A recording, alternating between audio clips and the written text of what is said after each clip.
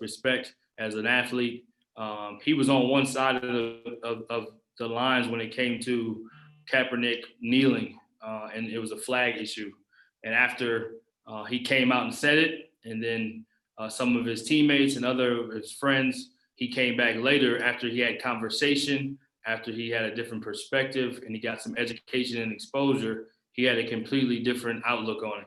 And I think that's part of the healthy conversation where Drew Brees even changed his stance to really understanding something that he just didn't have any awareness of. It wasn't because his heart wasn't in the right place. It's just because that education and exposure and that conversation needed to happen for him. And he came back and apologized and even sent a message to President Trump himself to make sure people knew he was serious. So anyway, the order of tonight, we'll have an opening video.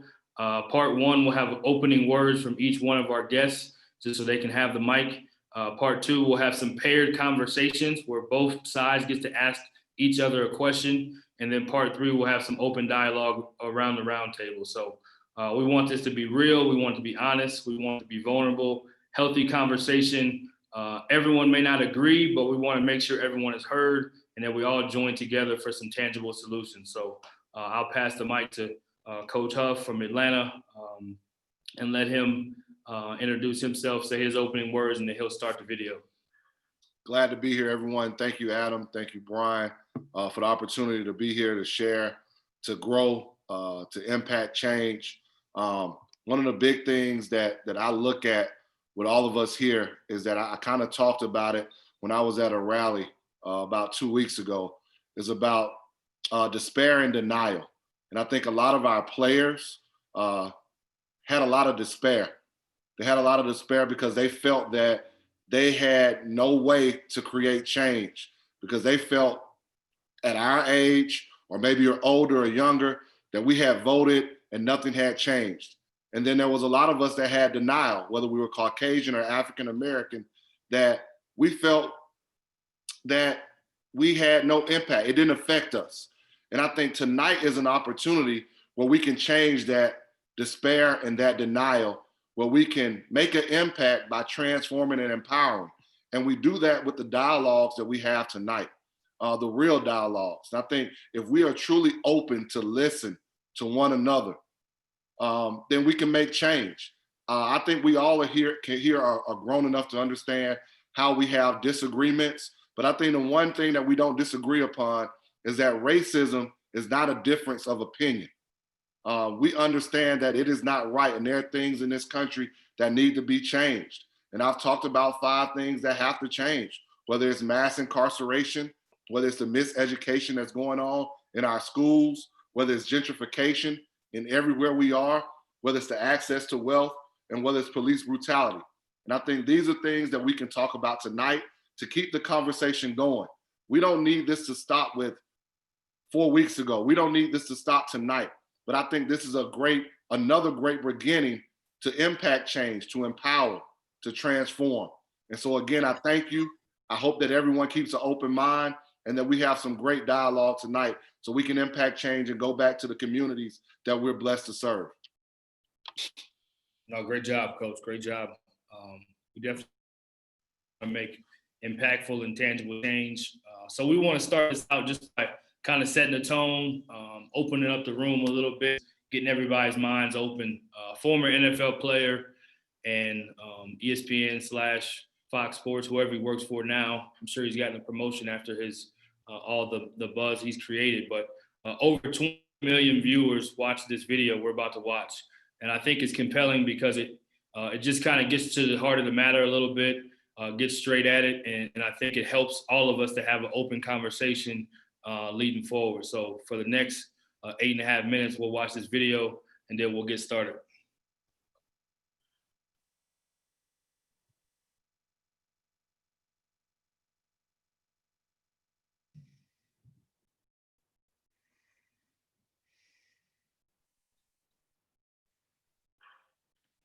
Coach, if you can start it over, there's no sound just yet.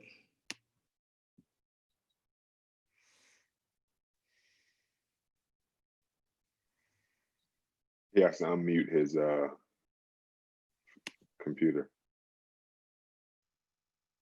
Appreciate you. Yeah, you're good. Conversations with the Black man. In the midst of all this chaos in our world, so many of y'all have reached out to me, and by y'all, I mean white people, have reached out to me asking, how can I help? How can I join in? How can I stand with you? So I've created this for you.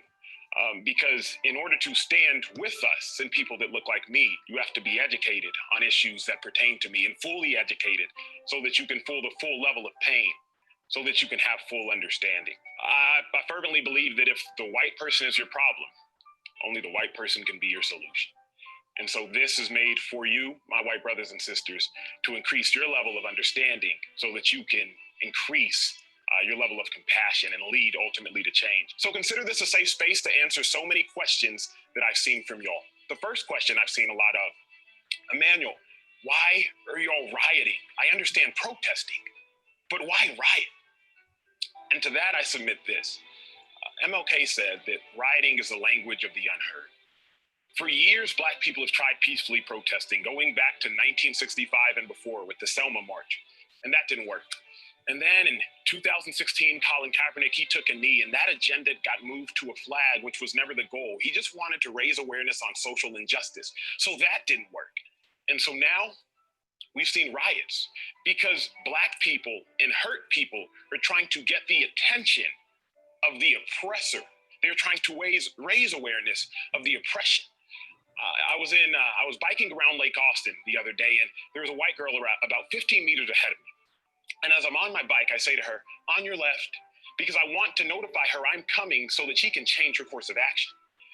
I get 10 meters away and I increase my voice, on your left, because she had yet to move. I get 5 meters away and she's still there, and I say, on your left, because I realize if she doesn't change her course of action, there will be a collision. And as I approach her, I yell, on your left, and we collide. My goal was never to hit her, but because she had her headphones in, she didn't hear me, and so she didn't change her course of action. I believe that that's the same thing Black people are doing now.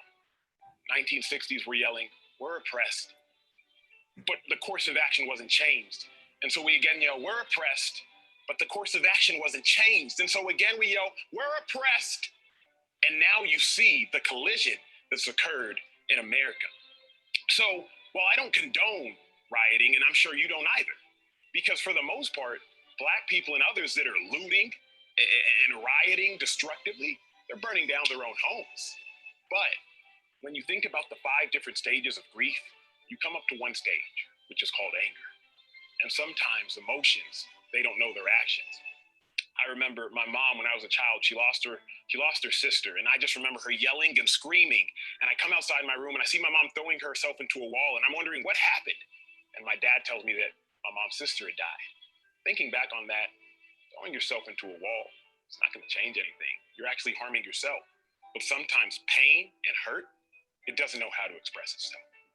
You know, another question I get from my white friends, they ask me, why do you think white privilege exists? And I say this, if you and I were in a race and the official at the start line, they held me back for the first 200 meters, and you had a 200 meter then head start, the only way to level out that race is to either stop you from running or put me on a golf cart and catch you up and catch myself up. Well, you see, what we've done in America is we've simply said, okay, Emmanuel, you're now free to run. And we've acted as if it's a fair race, when in all honesty, Black people were held back for hundreds of years. And so if in the late 1960s, we say, okay, Black people, you can go now, that's not a fair race.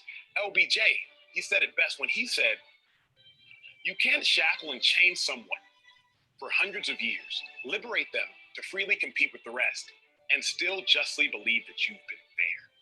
So white privilege is, it's having a head start due to hundreds and hundreds of years of systematic and systemic racism. It's having a head start intrinsically built into your life. It's not saying your life hasn't been hard, but what it's saying is your skin color hasn't contributed to the difficulty in your life. I live in an affluent neighborhood in Austin, Texas, and if I ever go to my mailbox and I see a white woman walking up to the mailbox, I consciously sit in my car because I don't want her to feel like I'm a threat. If I'm on an elevator with a white person, I try to hit the button first and get off the elevator first because I don't want them to perceive me as a threat, because I realize at any point in time, whiteness can be weaponized. We saw that this past week. Amy Cooper, Central Park, the woman who called the cops on a black man who wanted her to leash her dog because it was illegal to walk your dog without a leash. And she used two words that are a death sentence for black people. When she called the cops, she said, "There's a black man who's threatening my life." Both of those things, black man, he was a bird watcher. And while so many people saw that incident and they were heartbroken, I, as a black man, saw that incident and was reminded of 1955, Emmett Till, 14-year-old boy who was lynched, mutilated, and killed by two white men because a white woman made a false claim saying that he flirted with her. In 2017, that white woman recanted that story. In 1956, the two white men that killed him, they got off. And they admitted that they did it because they knew they couldn't be charged again due to double jeopardy. That, to me, is white privilege. The ability to weaponize your whiteness and the ability to live life unconsciously. Because I, as a black man, have to calculate every move I make the second I walk outside my house.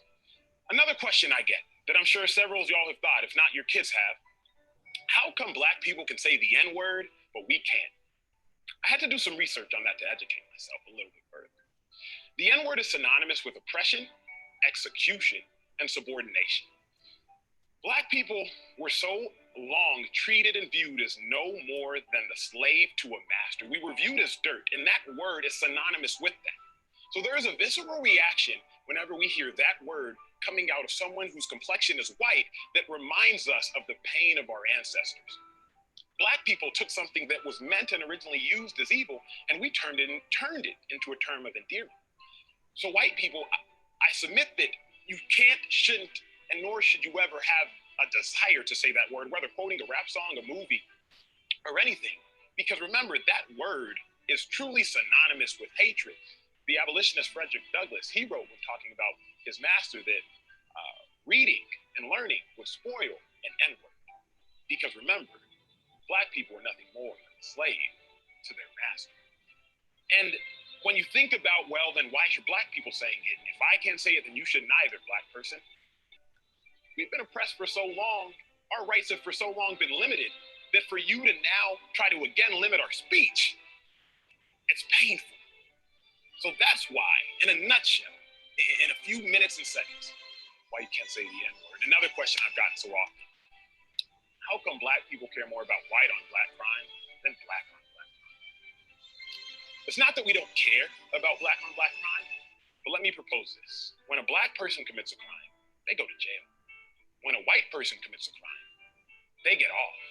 And hopefully, they even get arrested. Ahmaud Arbery, the black man that was chased and gunned down by two white men in Georgia. It took us 2 months to arrest those perpetrators. And the only reason we did, because we saw the video. Imagine if camera phones didn't exist. Black on black crime is an issue. But if you do the research, high violent crimes are all interracial. Blacks kill blacks, whites kill whites, Hispanics kill Hispanics. So it's not that we don't care, but it's the same issue as why y'all saying Black Lives Matter when all lives matter. We understand all lives matter, but right now, black people are dying at the hands of white people, and I can't change that. Only you, my white friends, y'all can change it. So if you want to know how can you help, how can you stand with us, how can you stand with me, you must first educate yourself so you know exactly what you're standing for and why you're standing. Because the only way we can solve this issue is through exposure, through education, through compassion, and through empathy. Thank y'all for tuning in to the first of hopefully many episodes of Uncomfortable Conversations with Black people. Consider this a safe space to educate yourself and help me help you by leaving your questions and sharing this video. Because while you might think you're not ignorant, someone you know and someone you love, they may be.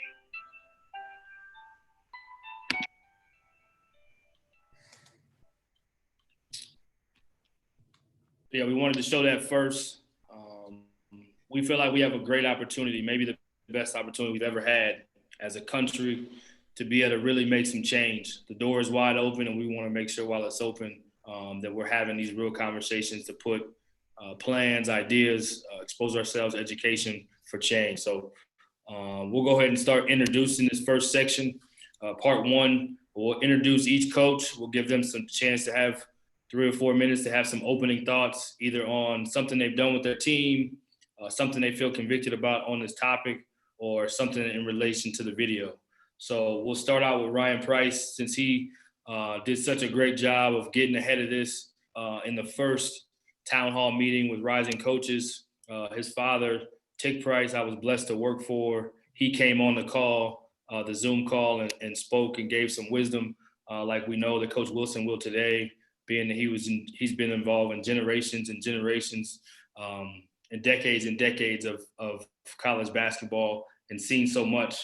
But Ryan has done a great job with some platforms of having these conversations. He's an assistant at Southern University, so he's been on the front lines of this. So we'll let him get it started with his opening thoughts. Thank you. I'm deeply humble to be part of this roundtable, and I want to just take the time to thank Adam, Brian, and Huff for allowing me to speak this evening while we're here. So just glad that we've had continued dialogue about systematic racism, bigotry, and hatred. First and foremost, we find empathy in the ability to understand and share the feelings of others. We must educate our Black youth, submit to whatever the cops need them to do. Put your hands on the steering wheel, obey, survive. Those are some of the things. And just to talk a little bit, and I've been involved with Adam previously in another Rising Coaches conversation, and something that I got out of it actually came from Amir from Kennesaw State. This is not black versus white at all, and I've been thinking about that. It's about right versus wrong. At the end of the day, this is what it's about. Things being done right. Because at the end of the day, there's good people in good positions, in different positions, in different races. So that's just some of the thoughts that I have. Just kind of piggybacking off of what was in the video. This is something that I had on my mind, even on my heart, before we watched the video. Is for black men, we never said it. We say it's Black Lives Matters. We never said only Black Lives Matters. We know all lives matter. We just need your help with Black Lives Matter. For Black lives are in danger. So that's just kind of my thoughts on things. Things that we've done with our team. We've had at least once a week we've met on Zoom as a team to chat and talk about our guys' thoughts. And I'll be honest, I'm at a historically Black university, and we have a team full of African Americans. And a lot of our guys, to be honest with you, feel in danger. And so do I. I'm a 35-year-old African American male. And, I share these thoughts with others. Like, I should not be someone that when a police officer drives behind me, because I kind of live in a rural area of Baton Rouge, I should feel in danger when a police officer is behind me. And since things have escalated over the last couple of months, I'm gonna be honest, I feel a little bit of danger with that. So I'm a guy that, during this time period, I've been angry, I've been frustrated, and I've been scared. So those are just some of my thoughts of what is going on in today's society. Really appreciate that, Coach Price. Well said. I know you've been on a lot of these platforms and have done a great job of being a part of this change and being a part of leading it. So thanks so much for contributing with your opening thoughts. Next, we'll go to Coach Danny Sprinkle, head coach at Montana State. Coach Sprinkle has been, to his credit, man, he's been really outspoken on social media, but not only just talking the talk, he's been walking the walk. He's been protesting with his team nonviolently, has been on the front lines as far as making sure that his voice is heard and that his action is followed. So without further ado, the head coach of Montana State, Danny Sprinkle, with his opening thoughts. Yep. No. First things, thanks, Brian, Adam, and Coach Huff. I don't think I've met you in person yet, but I mean, it is an honor to be on here. Obviously, the events that led to us being on here is pretty shitty, to be honest with you. But you know, I think with a lot of the events that have happened lately, like the riots and things like that, and a lot of people talking about 2020 is, hey, it's been a terrible year from, COVID to, these events that are happening. I think it actually might end up being the best year we've ever had as a country, because a lot of this stuff would never change. Okay. If some of these things didn't happen, these riots, if it was just a peaceful protest, it would have been the same thing that's happened over many, many years. I think the riots and the loot, it has to happen. People have to get angry enough to say enough's enough, or a lot of bad stuff's going to happen. And it finally, I feel like it has the attention of the country now on a different level. And, I think that's what the riots did, which I think in turn is going to hopefully be a good thing. Obviously educating myself, and all the other white people need to educate themselves a lot more. Just because we're in athletics or we love people, we've worked with people, most of our student athletes, are Black, that still doesn't mean that we know the history of African-American people. Like I grew up in Montana. We weren't studying African-American history, and I don't know what states may do that. I don't know. But what I do know is not all 50 states are doing that. And so not all people are educated enough. And in turn, that's why events like this happen. And, stuff I've done with my team, obviously you mentioned, some of the protests, which, most of you guys are probably not familiar with Bozeman, Montana, but it's about, 55,000 people. And at the protests we had, there was about 5,000 people there, almost 10% of the whole, the town. It's not even a city. The town showed up. And, I thought it was great for my players to be able to see that support that they have from the community. And it shows the kind of community we have. I was proud of Bozeman for doing that.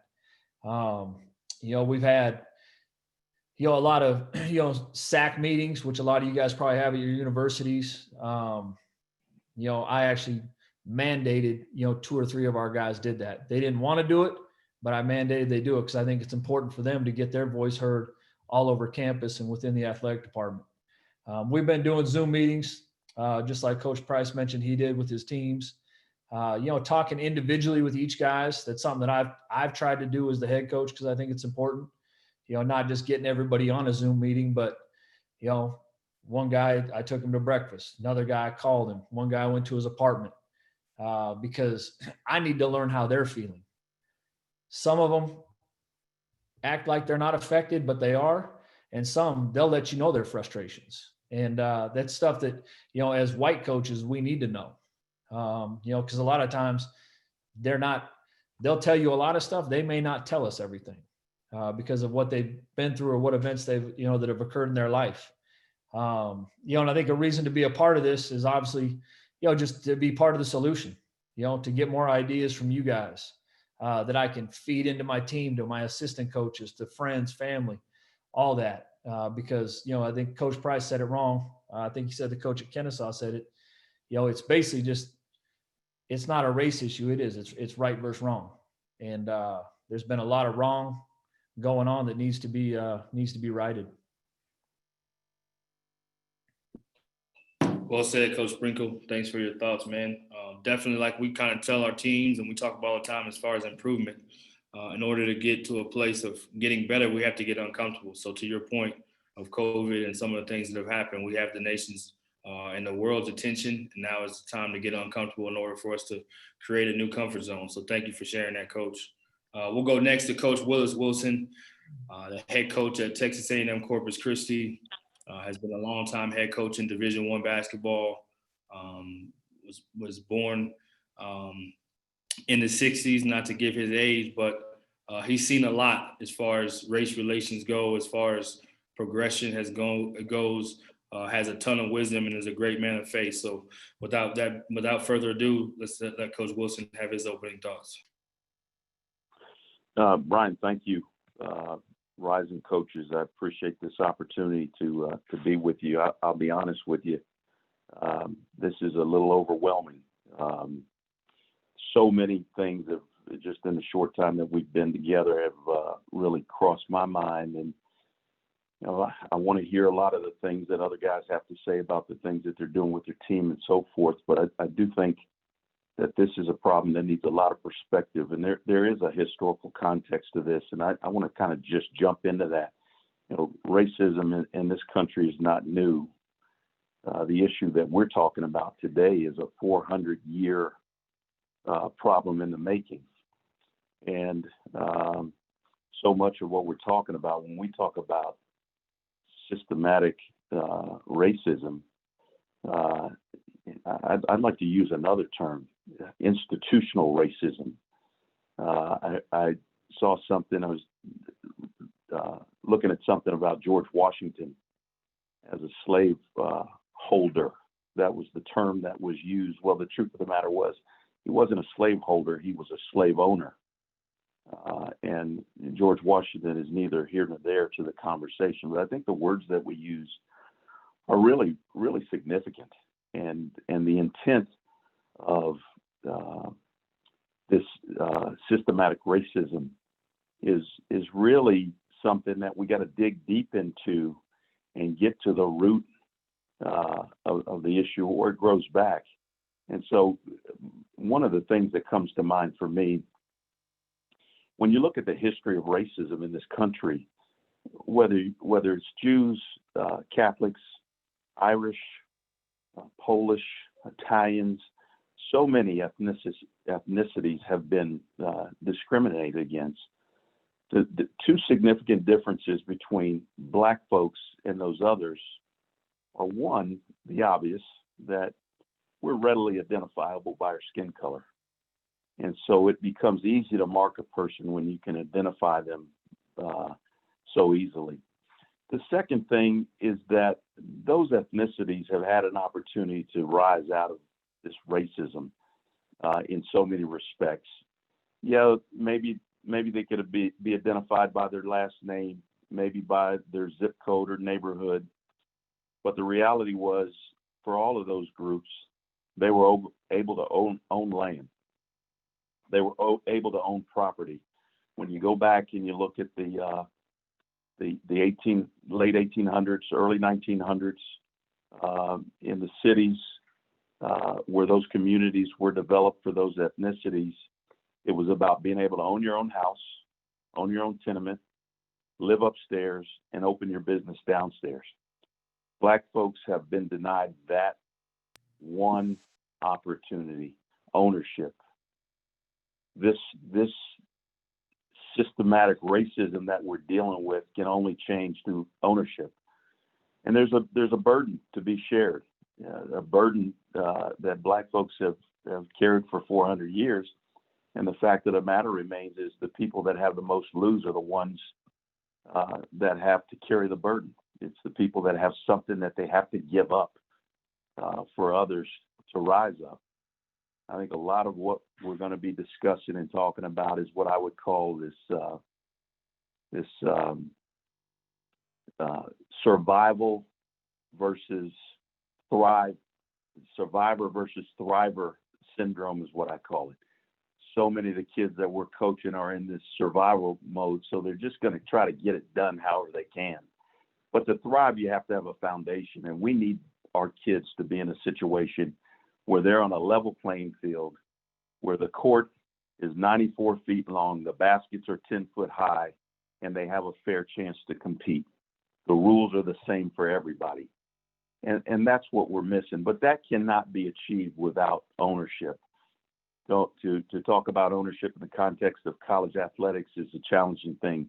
We have to figure out and be able to define what ownership is. We have to figure out ways that we can create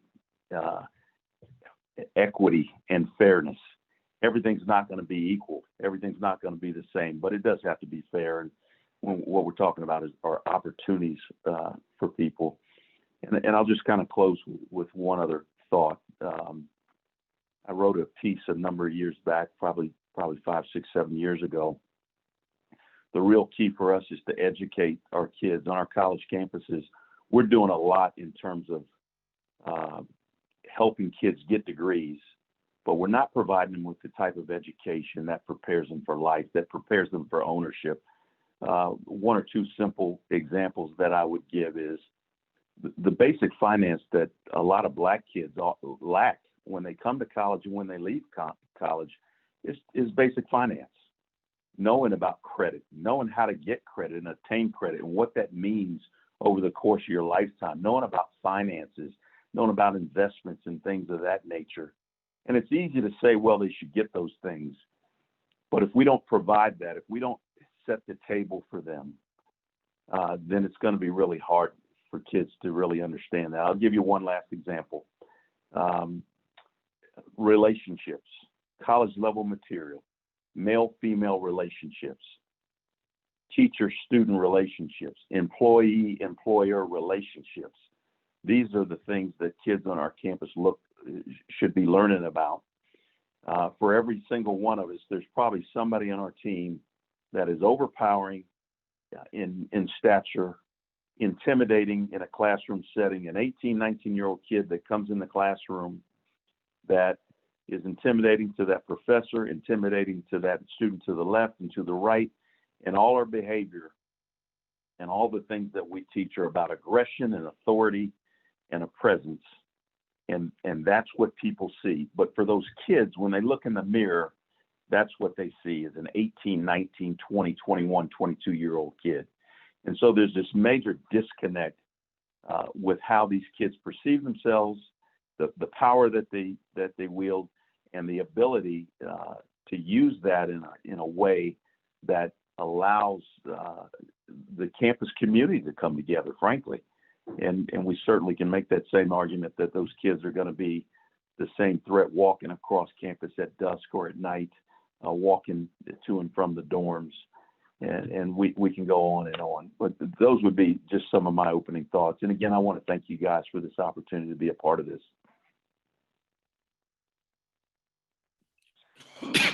Really well said, Coach. We knew you would bring a lot of wisdom to this conversation and a lot of knowledge. We can already see that this is going to be a great moment. We're glad you're a part of this. Glad you took the time. I love this surviving versus thriving because there's definitely a major difference. So we appreciate you sharing that, Coach. Looking forward to hearing more from you. Next up, we have Kevin Sweeney, who is a young, up-and-coming, established national media writer out of Chicago, still in school himself at Northwestern, but has been also very outspoken with his platform of being a media member. So we definitely wanted to have him on this evening as somebody who's going to be covering media for college basketball for a long time. So his role is very important in helping with the narrative of this conversation. So Kevin Sweeney will be up next with his opening thoughts. Yeah, I appreciate it, Brian. Appreciate everybody for being here. I think for me, when I think about this issue, I've always thought about like, where can I impact the most change? And so because like I'm going to be in the media space, one of the things I've realized over the last couple of weeks is just, and I should have realized it before, is just how important it is to amplify Black voices, whether that's in sports or just in life. And I think for a long time, I thought, and a lot of other white people thought that like, just being neutral and making sure that people weren't being racist was, or like overt, like explicitly racist was good enough. And I think over the last month or two, everything that I've read and heard and seen makes me realize that like there's a distinct perspective that Black people bring to the conversation in everything. And so to me, it's just vitally important that white people in the media help amplify those Black voices, and that they give those people opportunities in media or just, you know, a platform in any possible way. I think that can be in terms of really any context. In basketball, I think, you know, making sure the players have a voice so people better understand what college athletes go through and empower them. Where, you know, during coronavirus, for instance, like these kids go home, I go home to, you know, I have no issue, right? Like I go home and I'm tweeting from my couch and everything feels pretty normal. But there are so many people who weren't having things be normal, and they had to take a job to pay bills for their family. And so I think when media members don't tell that story too, we miss the real story of these people, because we're not telling stories just about basketball. You know, we're telling stories about people who play basketball, but they're more than just basketball players. So I think for me, just looking forward, trying to figure out ways that we can, you know, further amplify these voices and try to spark a larger conversation, because I think it's become clear to me that we can't just go back to like hopping on podcasts and writing stories just about kids based on the context of how they play basketball, or coaches based on, you know, how they coach basketball, because there's so much more behind all these great people. Really well said, Kevin. Thank you so much for sharing, man. I love that we're not just telling stories about basketball, but about people who play basketball. So there's more to the story. So appreciate you being willing to come on this call and this Zoom today, and looking forward to hear more from you on as we go further. Next up, obviously I'm really biased to this next coach. He happens to be my younger brother, but has proven himself to be an elite basketball coach. Was undefeated at one point in time last year. Won the conference, was coach of the year, many different platforms, and his best is still yet to come. But he has had some really powerful conversations with his president at his university. He's also spoken publicly at a rally and a protest in their city of Commerce, Texas. So I'll definitely let him share his opening thoughts, and look forward to hearing from him. Jason Burton of Texas A&M Commerce women's basketball. Appreciate you having me on. Appreciate you guys doing this. I know that my brother has the fresh low cut and looks young, but he is my older brother. But I'm definitely proud of you, Brian, and what you're doing right now. And you're definitely making a difference of everything you've been doing since COVID hit with all your Zooms.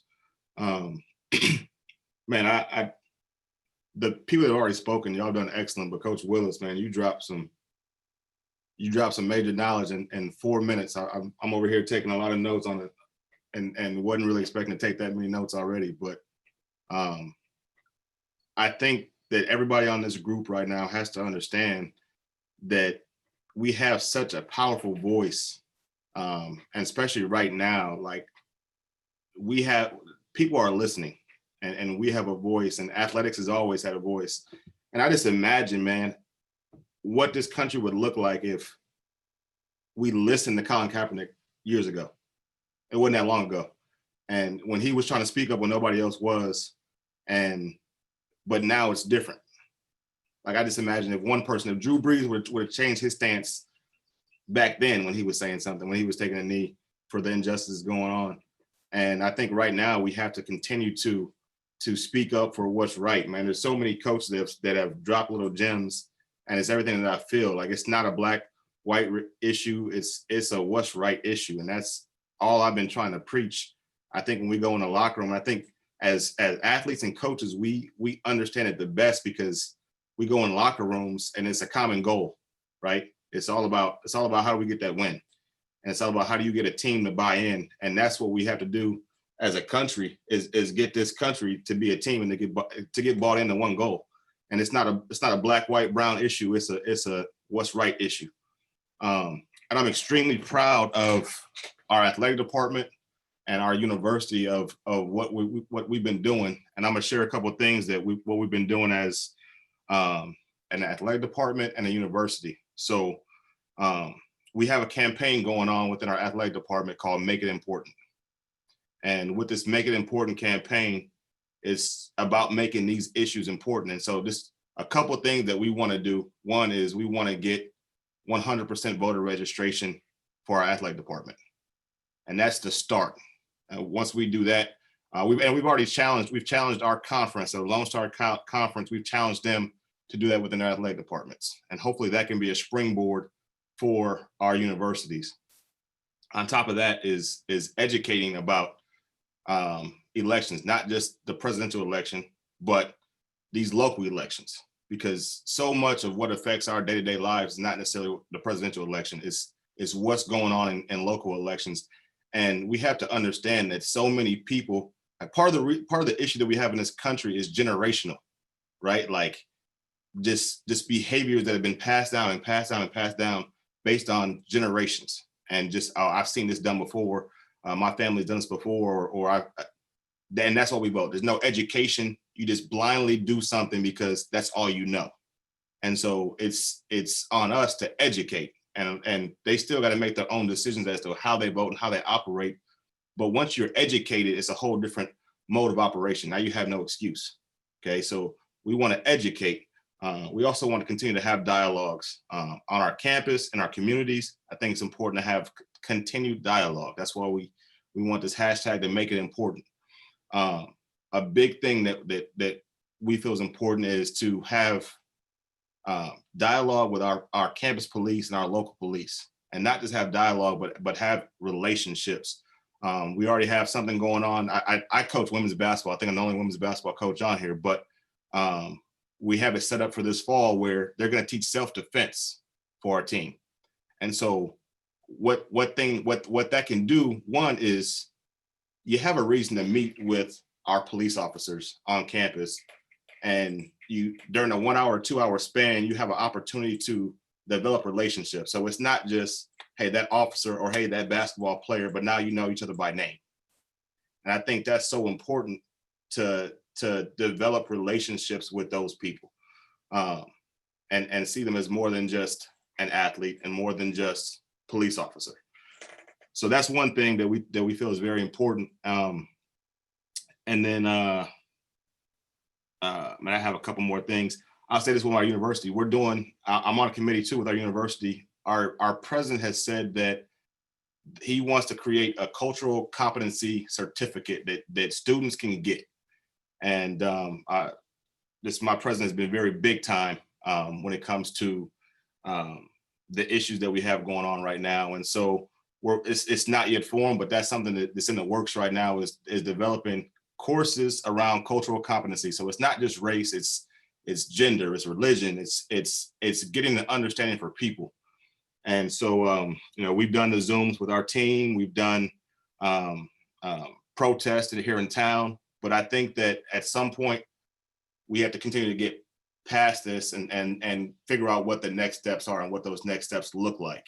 And so these are some of the things that we're trying to do. And I think lastly, I'll leave it with this.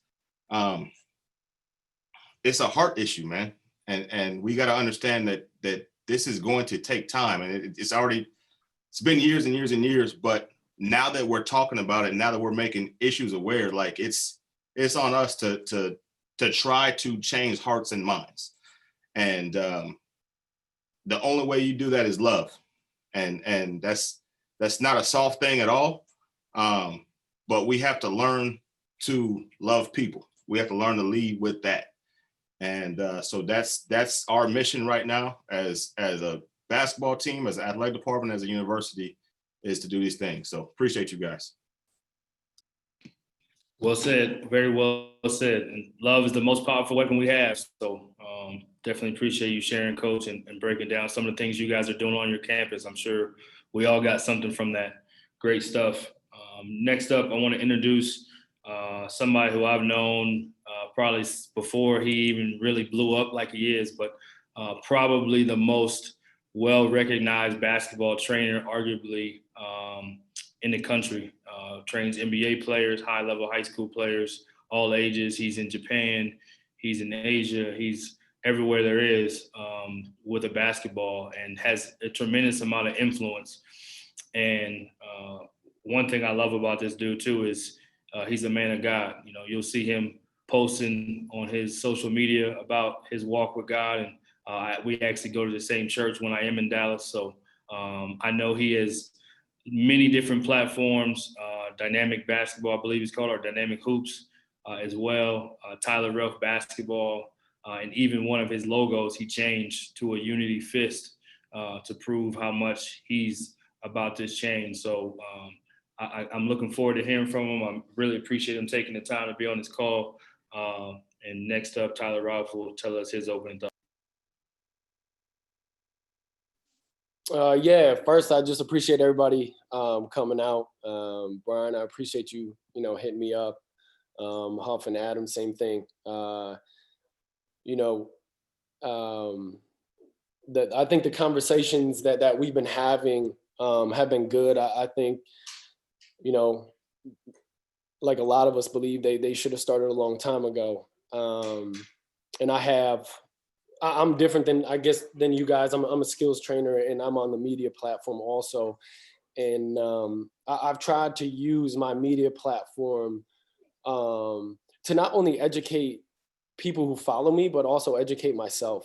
I have the blessing of talking to, whether it's my old teammates or whether it's coaches, I have the blessing of talking to a Black person every day. And what I've come to find out is not every white person does that. And in basketball, I think that we really understand, or we try to understand, like, that we're one community. But outside of basketball, I've really been educated on that it's just very different. And so I've tried to use my platform to, I had two of my teammates on, who are my two of my best friends. I'm in their weddings and stuff like that. And I saw racist things happen while in college. I've heard the N-word used towards them. I've seen physical altercations centered around racism. And the weirdest part of it all, and we talk about it, is that those are the same classmates that were up in the stands cheering for us. And it was just really weird, kind of concept. And we went back and we talked about it, and we talked about it on my IG live, and just some of the comments that were made were just kind of disheartening. But then also there was a lot of comments made that were great. And so, I'm trying to use my platform best I can. And, I have a lot of coaches I respect. One of them is I think he's on this call, Darius Nichols. And I think this sums it up to me. The conversations just have to keep continuing. People have to be prepared to have tough conversations with the people they love. And that's true. And I just hope the conversations don't stop. I have two godchildren who asked me to be their godchildren. I've trained them for 8 years, asked me to be their godfather 4 years ago. They're two Black males. And I hope that I can change. I've never driven and had a cop behind me and had anything to worry about. I just haven't. And I know a lot of my friends, I know a lot of the people I train have. And Brian was talking about a t-shirt. So one of the things we're doing, I switched my logo, and we're just getting all the kids that come through my program a t-shirt. And it's a fist. It says Unity. It says Tyler Ruff basketball. And that's just one of the things we're doing. I marched with a lot of my players in Frisco, Texas, which, if you know anything about Frisco, Texas, it was a very racist place I'd say, I moved to Texas 10 years ago, I'd say 15 years ago. And it was a peaceful protest. It was great. I marched with guys that I train. And then the other thing is just educating myself continually, being on platforms like this, hoping that anybody that knows me or doesn't know me can reach out to me and have an honest conversation with me and educate me as well as, with these issues. And I just hope when my god kids are 35 that things are changed, that we continue to change. And even when they're 35, the conversation never ends. So I just appreciate you guys, and I'm looking forward to it. One more quick thing, Tyler, if you don't mind, Yeah. for 1 minute. You're a father too. I should have said that. You're a father of your own son. So tell us a little bit about how you've had to have those conversations, or have you had to have those conversations? He's in here in the background. I haven't yet. You know, I think as a father, you first lead by example. And I've tried to lead by example the best I could. And he just turned 6. And, you know, I don't know if you guys know a lot about me, but Julius Randle, guy trained, but I'm also, you know, we're probably as close as you can be as far as trainer. And when we've had conversations, because he is a kid too, and we've had a lot of conversations around it. So I think we're trying to educate ourselves. I'm trying to educate myself more, you know, and yeah, at some point I never had the conversation with my father. I just I went by how he showed me. But I think now, before I would never, but I think now I need to. Well said, man. Really appreciate you being on the Zoom today. Appreciate the words. Appreciate you opening up. We'll go next with the head coach of South Alabama. Has been at several different high-level programs as an assistant. Won a championship at Nicholls State. If any of you know about anything about Nicholls State, not many championships have been won there. Not a place that's built to win championships. The ultimate roll your sleeves up and put in the work, grind type of guy. Tremendous person, father and husband as well. Just look forward to hearing from Coach Richie Riley, head coach at South Alabama. He's been outspoken as well on this topic. I know this means a lot to him, so glad to have him on the call. It's an honor, Coach. Go ahead, Coach Riley.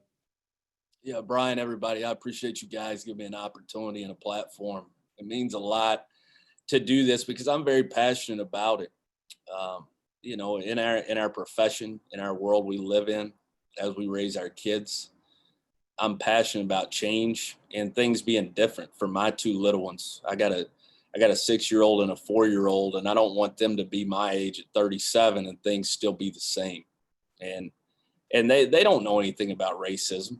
You know, our kids don't.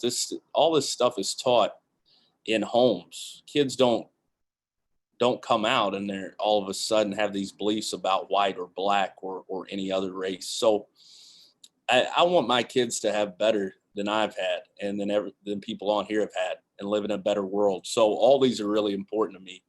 My background, I grew up in a small town in Kentucky, and, you know, racism, I learned about racism on the fly.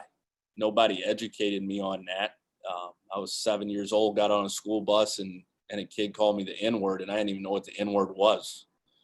And I went home and I asked my parents about it, and my father sat me down and explained exactly what that meant. And then it was a derogatory term, and you're not supposed to say that. And that obviously wasn't the last time I've been called that. But at 7 years old, you just learn on the fly.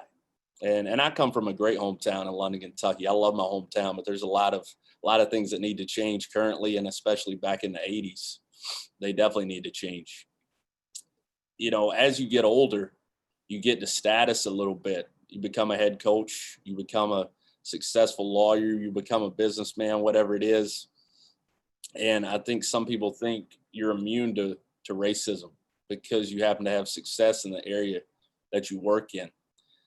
That's not the case. A lot of times it's more subtle. A lot of times racism is more subtle when you get to a level of success. You know, one thing I hear a whole lot is, you know, they talk about our program and we've had success at Nicholls State and at South Alabama, and we're still trying to build that. But the first thing that people talk about is how we recruit. And the next thing people say a lot is, well, a lot of those guys are just out there running wild and this and that. And if you watch us play, it's nothing like that. And if you see the culture of our program, it's nothing like that. There's only one reason that that's stated, and it's because of the color of my skin. I don't think there's any question. If I didn't look like what I did, then our team would be or our program would be talked about in a different light. Those wouldn't be the top two things that people happen to say. The other thing that I'm really passionate about, like our guys are going to vote. They're going to be educated. We're going to have speakers come in. We're doing a lot of the things that a lot of coaches have already said. But the thing I'm passionate about this whole deal is across college basketball, we've got to stop using guys up. A lot of programs in the country use guys for their ability to get wins, to get extensions, to get better jobs. And they don't help these guys become better men. A lot of guys we get, a lot of them grow up without a father, and they grow up in tough situations. And they need that figure in their life to help them become a better man, to help them see what success looks like, to see what being a great father looks like, to see what being a great husband looks like, to see what great leadership looks like. And we got to quit as a whole in college basketball. We've got to quit, looking at guys like they're hopeless because they have some issues. We recruit these guys. So when we get them here, we've got to do a good job of helping them be ready to be successful when they leave our place. I think that's really important. And that's something we take very seriously in our program. We want guys leaving. That's a promise I make to every parent, every AAU coach, whoever it is, we're recruiting their dudes. They're going to leave here a better man, and they're going to have the tools to be successful. And then last, before I pass it on to somebody else, because I don't want to talk too long right now because I'll have other opportunities, is in our profession, we've got to do a better job. There's not enough diversity within our profession when it gets to the highest level. Obviously, it starts with athletic directors, but also coaches. I did a study a while back. It's kind of spread out now. A lot of people have heard this, but when we first started quarantine, I started to look into this, and there's out of the non-HBCU schools in Division I basketball, because HBCU is predominantly black head coaches. Out of the non-HBCU programs, 334, 79 black head coaches. That's 23%. It's a low number considering the amount of African-American players across the country. Then you look at the Power Five, there's 65 Power Five schools. That's not counting other high majors, in the Big East and some of those places. The Power Five, there's 65, there's 8 head coaches, which is an unbelievable stat when you sit back and think about it. So I take it very seriously, and I take a lot of weight on my shoulders to carry the torch. I'm one of 79. And I've got to do a good job so the next guy gets an opportunity. There's a lot of guys on this call right now. I scrolled through to see who was on here that are more than qualified, more than ready to be a head coach. They just need an opportunity. So I've got to do my job of carrying that torch so the next guy gets an opportunity. And the more guys we can get, the more diversity can be great for college basketball, can be great for mentoring guys. And just as a whole, we've got to do better with diversity within what we're doing. And I'm a big proponent of that, and I'm fighting for it every single day. I want you guys to know that. And I'm excited to be on here. Again, thank you guys a lot for allowing me to be here. Yeah, that was big time, Coach. Appreciate that. You definitely hit on some things that are topics everybody doesn't want to talk about. The numbers, the narrative that you talked about. Definitely appreciate pride and your passion and your commitment to being a part of the positive change and helping pave the way for other guys to get opportunities, man. You've been awesome. Looking forward to continuing to hear more from you on this call. We'll go next to introducing a guy that's really made his way in college basketball as having a voice. He is not a coach, but he is a basketball influencer in basketball. He is a guy who runs a junior college scouting service. He runs a junior college event service. He's now has podcasts. He's kind of just has his hands in all kinds of different things. And he's done a tremendous job of growing his brand to being a brand that's extremely relevant in college basketball. And his voice has continued to grow as far as his influence. And on this topic, I don't know if I've talked to somebody more passionate as far as calling out some of the things in our business and in our profession, as far as his own race, so to speak. So I appreciate him and his passion for that. So I'll let everyone get a chance to hear his opening thoughts, and that's Brandon Goebel from JUCO Advocate. I appreciate you having me on, Coach. This is This is special for me to get to speak to y'all today. Um, this is such a unique thing in my life, because a lot of you that know me know that I've not always been in basketball, and basketball has given me so many things. And when I sit back and look at it and try and wrap my head around some perspective on how I've been able to get involved so much in something that I love. Um, a lot of it involves basketball players, and a lot of it involves basketball coaches. And when I look at the landscape of the players and the coaches, and I see so many faces looking back at me that don't look like me, and I realize I have to, like, I owe so many things back to this community, and then look at the bigger picture and how much I owe back to the Black community in general. Um, for where we've been able to go. And so, my life has not really revolved around a lot of diversity up until this point. I lived overseas. I lived on a lot of Air Force bases. I lived in a lot of places where a lot of the people I spent time around looked like me. So education and understanding of really what a Black man, Black woman goes through day to day was not something that I grew up around. Having a true understanding, a real feeling of that.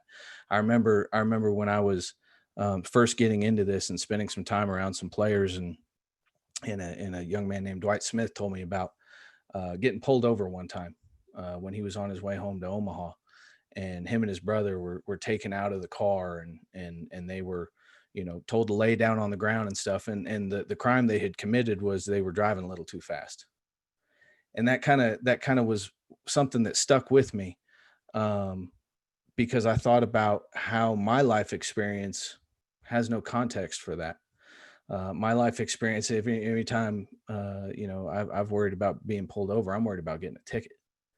And that's literally the worst thing that I'm worried about. So that as I've gotten more into, this world, my understanding of, what Black people go through has grown. And so, Maya Angelou said something that I think is extraordinarily relevant to a white person in this world today.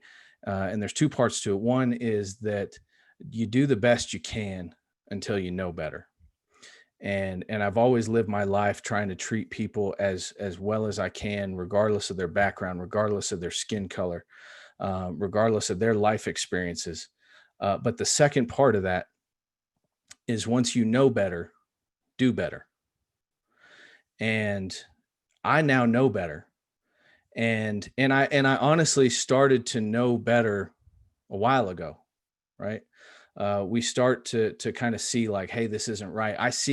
I deal with coaches all day, every day, and I start seeing, like, well, like Coach said there, the number of Black coaches versus the number of white coaches, and I saw that, but it didn't resonate with me that, one, that there was something that should be done now, right? But two, that I had a voice to help make a change there. And so, now that we know better, now that I know better, I have to do better.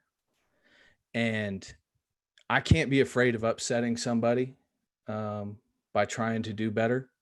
I can't be afraid of having conversations. We call them uncomfortable conversations. They can't be uncomfortable. Like, it has to become a conversation that we're comfortable having.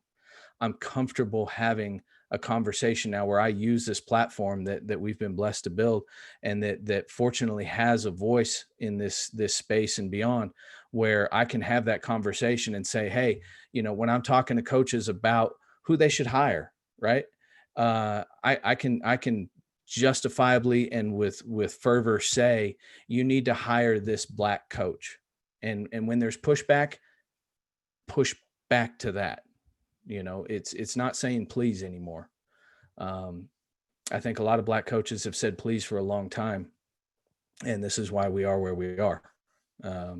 It's not saying please anymore, and I gotta help not say please. I gotta help say this. All right, this is what we're gonna do.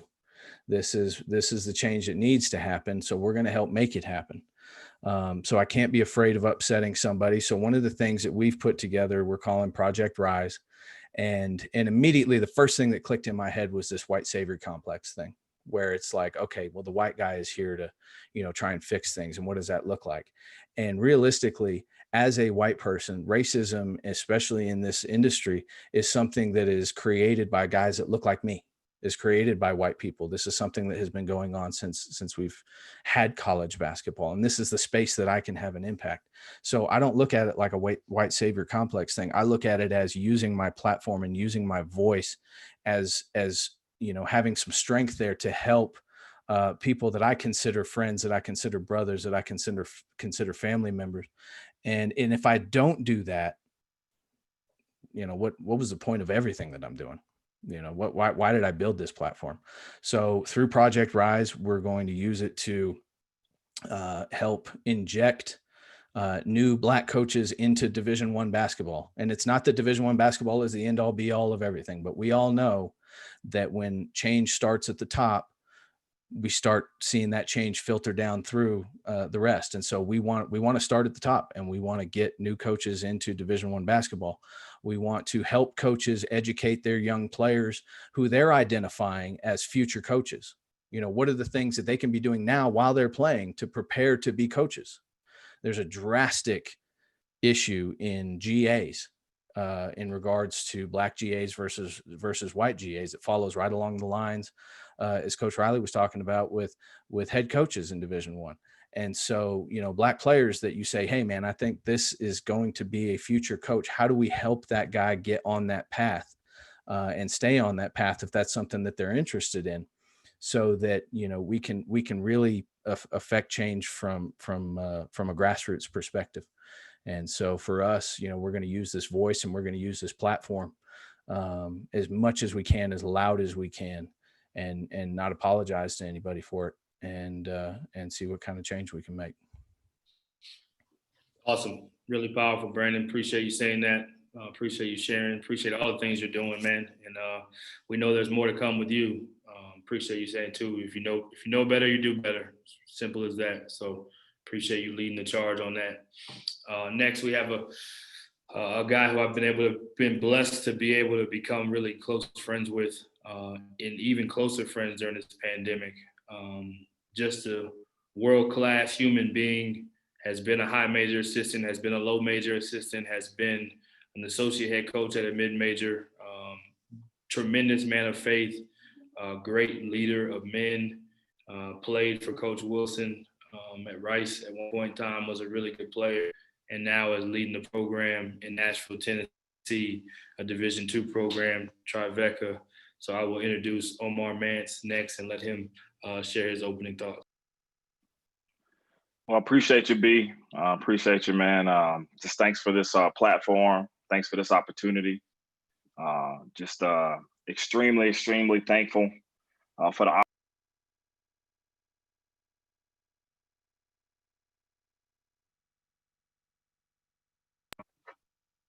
Can you hear me, B? We can hear you now. Well, I appreciate you, me. Yeah, I appreciate you guys. Thanks for having me on here, and B, just thanks for all you're doing and the hard work you put in, man. And I just know the kind of husband, father, mentor that you are. And I'm excited to be a part of this. The one thing that I'm really excited about is having Adam on here, the platform you've done with Rising Coaches, giving us coaches an opportunity to grow. I think it's super important. The other thing with Coach Huff, man, just to being an Atlanta guy, I just love what you've done. I love the things that you've had an opportunity to do in Atlanta. As an Atlanta guy playing for my dad at Lithonia High School, all the coaches there I grew up with, you guys are affecting change, man. And I know my pops will be proud of you and all the things you're doing in Atlanta. So I just love that you have a heart for this. And going to my dad in Atlanta, I will say this is something that's super important for me. My dad left a legacy. He passed about 3 years ago. Coached at Lithonia High School and Martin Luther King High School in Atlanta. And then coaching in Atlanta, the one thing that was super important to him was impacting lives. At his funeral, there's hundreds and hundreds of coaches that were there and hundreds of players that he coached and didn't coach. They didn't talk about the wins, the championships. They talked about the impact he had on their life. They talked about the different things that he did. They talked about the different things that he did, the things that he stood for, getting them out of a pinch, helping them get a job. You guys will hear me say this a lot about impacting lives over anything else. As coaches, we have opportunity to impact more than we have to get a transaction from a kid. I think the ability to impact our players to transform their lives is something that's greater than any win that we can get. I know that my dad, the biggest thing for him was the impact. If you think about it as a coach, think about Coach Huff, the coaches in Atlanta, these high school coaches, you are in communities. These young men look to you as a mentor. They look to you as a leader. As a leader, these parents look to you to give you the keys to their sons and their daughters, to say, hey, train him up to be a man like you. And I can just remember waking up as a 10 or 11-year-old and having a size 13 Jordans downstairs. And I'm wondering what's going on. And my mom telling me my dad having to take in a player because he's in a terrible situation, a terrible background. And the impact he had on that young man's life was greater than him getting a bucket. Coach Riley mentioned it before. You can be a transactional coach where you do whatever it takes to get what you got to get out of that player, or you can be a transformational coach where the goal is to transform young people's lives. As a coach, you have the ability to put tools in their backpack. Each coach, when they leave your program, you're equipping them to go on their journey for life. You're giving them all the nuggets and the things they need to survive in life. Obviously, as a man of strong faith, those nuggets, scriptures, word of God, in the Black community growing up, the church was the pillar for the community during the civil rights. Growing up in Atlanta, those stories that we talk about, the education you guys are talking about in books, they weren't stories to me. That was real life. That's my dad telling me about growing up in Albany, Georgia, Valdosta, Georgia, South Georgia. That's me as a high school kid in Stone Mountain, Georgia, walking around seeing the KKK. That's in '96, seeing the KKK as a high school kid. And for me, that's reality. But the only way you can be equipped to handle the things that are happening, even what's happening today, is if as coaches, we are built to transform our young people's lives. We're putting the tools in the backpack for their journey. So when this comes up, they're not only equipped to change the world, to effect change, but they're actually going to you for those next steps. As a mentor, as a discipler, as they say in the Christian faith, you disciple. You want people to follow you as you're following God. You want people to follow you as you're following something that is affecting change. And so for me as a coach, I think we have a great opportunity to affect change with our players. Think about it. We recruit kids from all across the country. Whether it's an inner city kid in Atlanta or a kid from Dallas, or if we're in the middle of nowhere in Wisconsin, you're in the living room, you're with those parents, you're with that kid, and they are giving you their son. And so as a coach, if you're about transforming their life, you will give them the tools about racism, about social injustice, about the things that are going to happen in life that they would never, ever know. And then that affects change from where we're going. I'll give you 3 things that I think are really cool: love, hope, and direction. I mentioned this before. For me, I coach to impact lives and to build strong relationships with our players. When you build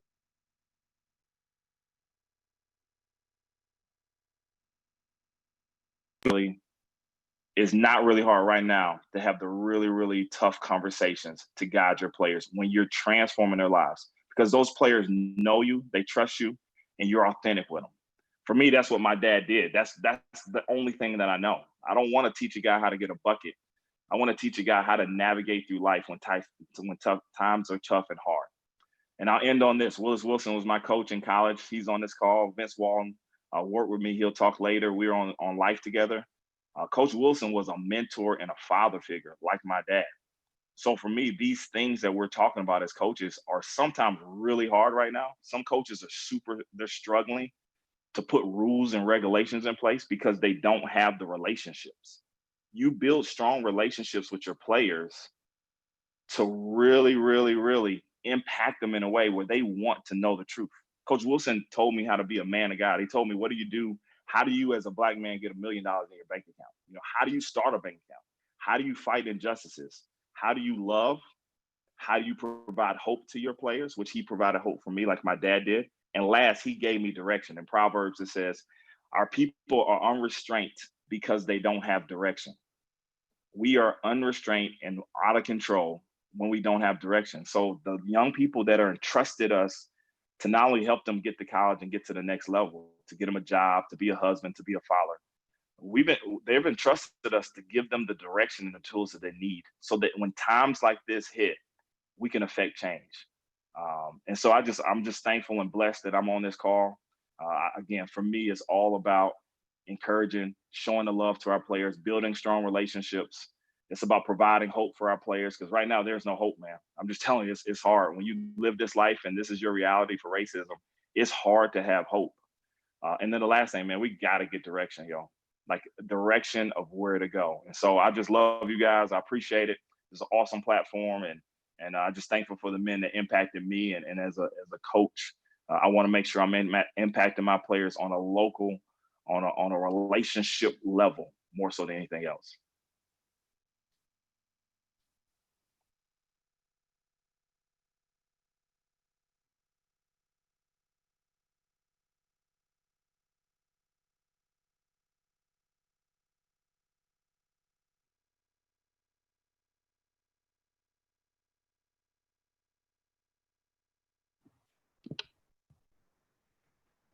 Good job, Omar. I don't know if we lost Brian or not, but I thought I'd jump in and end the awkward silence. I'm not sure who's next on the panel. Who have we not gotten to? We've got Vince Walden. He's next. Texas A&M. Thanks for saving me.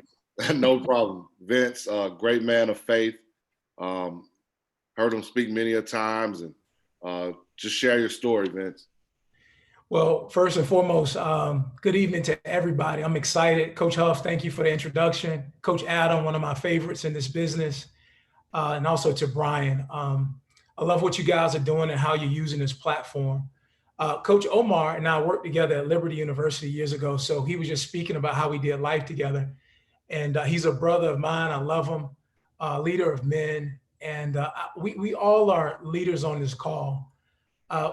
When Omar was talking, something that struck me was a quote that my wife and I love to share by Dr. James Comer.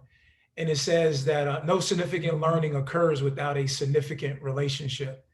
In the business of basketball, it's all about relationships. We're trying to recruit this kid, recruit that kid, build relationships with their families and so forth, but also from a professional level, build relationships that way that might help us move or grow or learn a out of bounds play.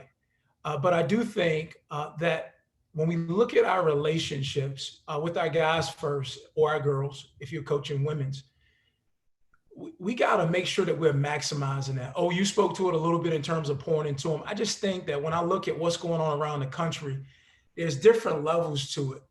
We got a group of young people that we're leading, that we're accountable for, and we got to make sure that we give them tools. But I'm also not blinded by the fact that the majority of the players that we have are African-American, Black, or Indigenous people of color. And so when I look at those individuals and how we need to pour into them and arm them and equip them, I think is what Omar said, it's a great responsibility. But then it moves outside of that. I think Coach Huff spoke to, or maybe Coach Burton spoke to, doing some things with some police officers on campus. We have to educate our campus community right where we are. And so as I look at this screen, I think everyone that's on this screen is committed to this fight that is in front of us. And so for me, my wife and I have been studying something called racial fatigue. And racial fatigue is, hey man, I got to keep explaining to someone that, no, I'm not Puerto Rican, even though I love that culture. Thank you for that compliment, but I'm an African-American. I just happen to be a light-skinned brother. There's so many layers to this racial piece. And I just think that we can't get fatigued in this fight. Coach Willis Wilson spoke earlier. He might be the most mature coach on the call. But one of the things he mentioned was talking about the historical context that he wanted to speak to. In my lifetime, I've had a a Black man hold the highest office in the land in terms of President Obama. As a believer, a lover and follower of Christ, I'm living through a pandemic, so I'm getting reps and exercise in terms of my faith. And as a teacher first, what a great opportunity that we've been presented with. Now, those who know me most think I'm already kind of wired to be optimistic. I'm sure it comes from my faith, but that also comes from, I just believe that there have been people that have poured into me that I stand on their shoulders today. And I can't get fatigued. We've had so many Zoom calls, even with our players at Texas A&M. You can see some of those kids who were leaning into the calls earlier when this pandemic first happened are starting to lean out. So we got to keep bringing them in. And as I'm studying along with my wife about those who walk, both Black and white, in the 60s, there was some fatigue that took place. And to all of us that are on this call, it can't just be talk. It's going to have to be fighting. Brandon just mentioned that if I tick somebody off, I'm okay ticking somebody off. The fight and the sacrifice that's in front of us by making a commitment to eradicate systemic and institutional racism and police brutality can be a very heavy burden. And it's going to cost some relationships, and it strains some that I have personally. And as a believer in Christ, 3 years ago, when you talk about the racial fatigue, 3 years ago, I was in Florida. Some of you guys know I coached at the IMG Academy, and I love my home church down there. And there was a moment where my wife and I partnered with a white couple who are dear friends of ours to lead this small group called Be the Bridge. And now I heard this particular study is kind of floating around now. And I heard Coach Burton say earlier, well, why didn't we make a big noise about this when Kaepernick took a knee? And I've been fighting myself because of the anger that has risen within me.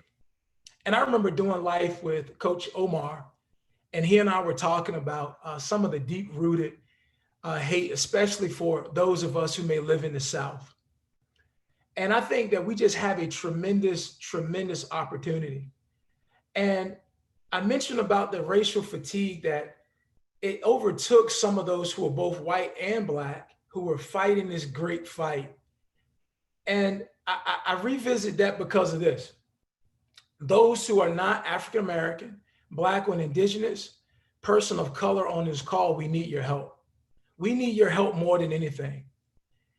As my son asks me every day, can he go ride his bike to the cul-de-sac or back? I'm pausing, man. Hey, man, I'll ride with you. Hey, can you give me a minute? Hey, can you give me a minute? I need to do something, but I'll go with you. These are some concerns that I have as a father with 2 brown boys that I have to raise. You guys know what's going on.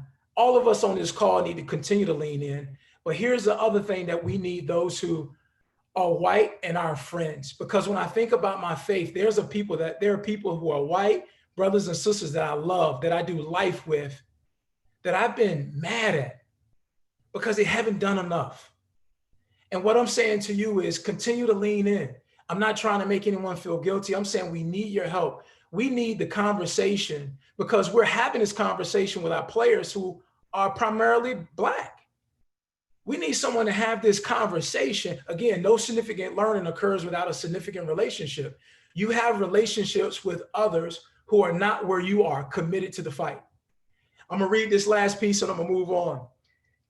In the end, we will remember not the words of our enemies, but the silence of our friends. Dr. King, I really think, man, he was talking to a lot of our a lot of our white friends about this fight that keeps coming to the doorstep of our Black folk. And lastly, we can't forget the Black women who sometimes continue to be marginalized. But I will say this: any movement that has ever taken place, any successful movement, whether that's building a business, whether that's a movement such as the one we have now, has never been successful without women. We need to make sure that we're embracing them, that we're loving on them. They can help us also as we partner with them to move this fight forward. And I just continue to invite those who are watching, those who are on this call, don't give up. We got to keep fighting a good fight. We can't get weary with doing good. Love you guys. I appreciate it, man. I'm blown away by what's taking place tonight. I'm just excited to be a part of it. Coach Hub, Adam, B, thank you guys so much for the invite. And I'm committed, man. Let's just keep each other encouraged as we walk down this road together. Powerful words. Reverend V always brings it, man. I appreciate you, Coach. Appreciate you greatly. Appreciate the stuff you're doing on campus there at A&M. I know you're making significant change and leading the charge on a major university's campus. So thank you for that. Thank you for sharing. Next up, one of my closest friends in this industry and in this world, as Coach V just said, I do life with him a lot. I was fortunate to work for him early in my career and really helped me understand what championship level basketball was, but also just watching him every day in the trenches.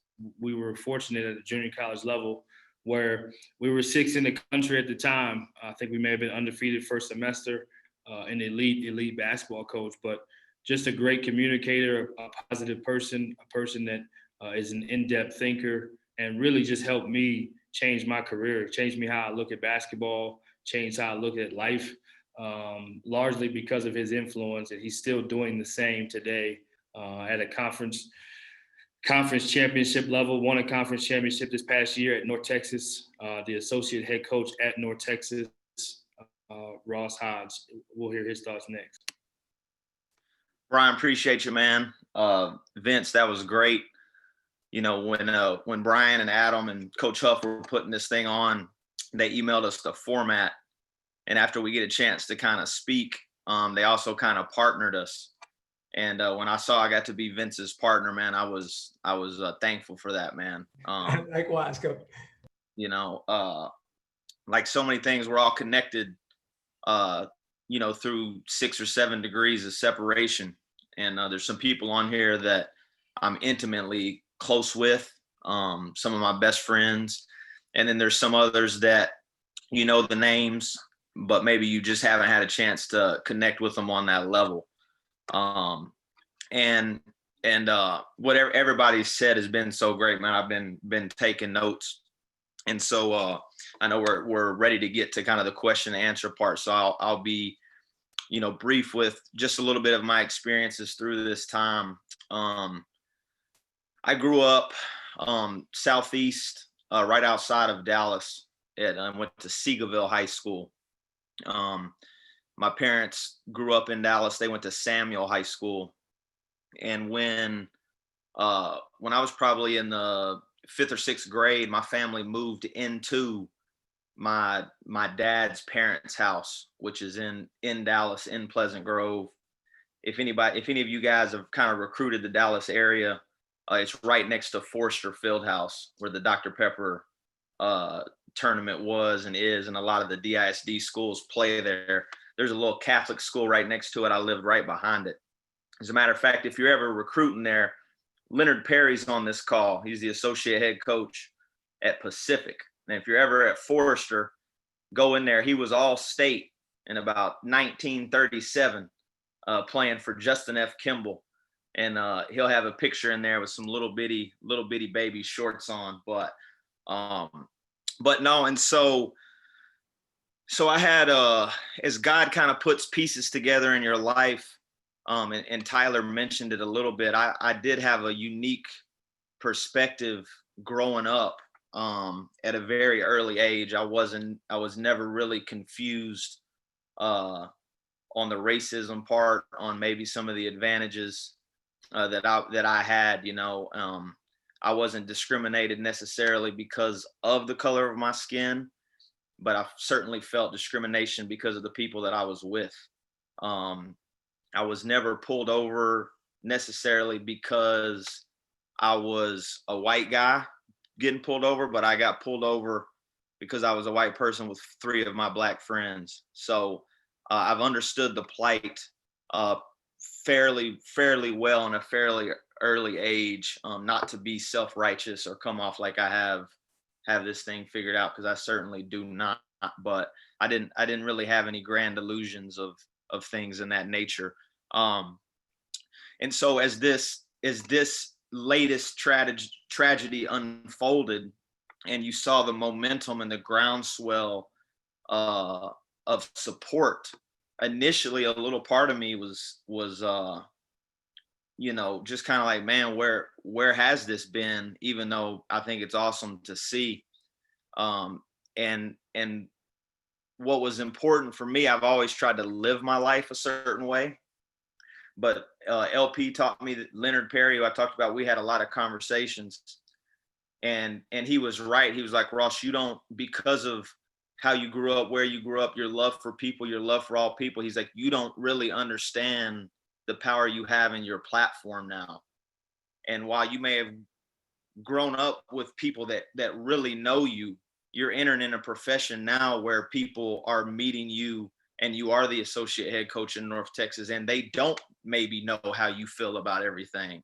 So while it's good to live it, and I do still believe that actions are significantly more important than words, but he also taught me that words are extremely powerful, and it's not just necessarily okay to live it. You do have to use your voice and your platform, because you are viewed differently than maybe just the kid growing up. And so I love what we're doing. I think a couple people have alluded to it. I think we're preaching to the choir in a sense, because I think everyone on here is thinking the same way and about the same things. But I also feel like it's more important than ever that we are unified in our purpose, because I do believe that there are people out there that want to capitalize on maybe some of the negative tensions that are going on. And Ryan, you said it early, maybe it's not necessarily a black versus white, but it's a right versus wrong. And there are certain forces on all sides, whether it's political or people with different agendas, that do want it to be, and they do want to drive a wedge. And so I think it's important that we all come together, which we are, that's we're on this, and then we can figure out how to make for real changes in systems. And it's great to, acknowledge problems are one thing, but then educating ourselves on legitimately, how can you change these things? And we'll talk a little bit more about it when we get into the question and answer part. But that's just kind of my story. I'm loving being a part of this, because I'm loving and listening more than anything, man. I'm a lifelong learner. I have no answers, but I got a lot of questions. So I'm looking forward to the question and answer part. And like I said, man, appreciate everybody being on here, and just thankful, man. Really thankful to be in the position that I'm in.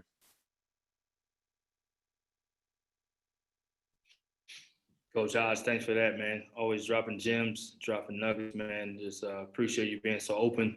Obviously, I know you well, and we had some really hard conversations and deep conversations about this topic. You've helped me have even confidence to continue to have conversations with people who aren't the same color as me. So I appreciate all that you're doing. Another man I was so blessed to work for 3 years. Has been to the NCAA tournament at a place where no one thought it could happen, in a startup transition from Division II to Division I program. Similar to Coach Hodge, just a super down to earth, positive, funny. I'm sure he'll have some jokes for.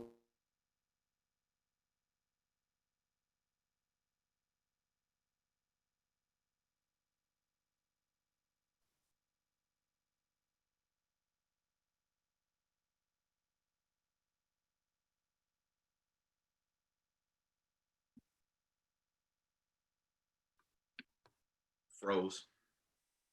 Somebody want to take over? Yeah, looks like we lost Brian on the Wi-Fi. That sounded like it was going to Coach Golding. Is that right? Coach, if you want to go ahead and give your thoughts. Yeah, I appreciate. First of all, thanks for coming on and having me, Coach Burton and Coach Huff, and then obviously Adam, Coach Huff and Adam. I hadn't had the opportunity to meet you guys. Obviously, I've heard a lot about you guys. This has actually been probably the best 2 hours for me, just learning and listening. I think that's why I'm on here, is just to get educated. I definitely don't have the answers, like Ross said. but I'm on here to learn more than anything. I think that's the biggest thing that I can do in my position right now is just to get educated. And before I speak on any of these topics, because a lot of things have hit me in the last 2 hours. Going back to Ryan Price, who's one of the first guys to talk, and he said that he needs our help with the Black Lives Matter. And that really hit me, man, because I'm sitting here looking at this screen and it keeps changing on me. But I look at Coach Wilson and Coach Price, two guys that when I first got in this league and didn't have a clue what I was doing, they took me in, and they've been incredible mentors for me in the Southland Conference.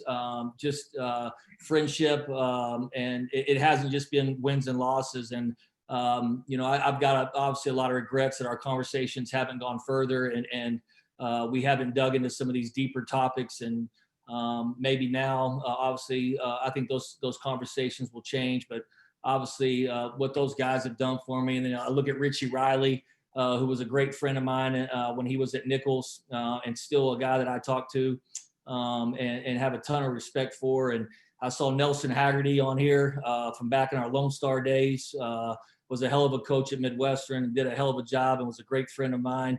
I grew up in Wichita Falls, so got the chance to go back and see him. And then I saw old school Chuck Taylor.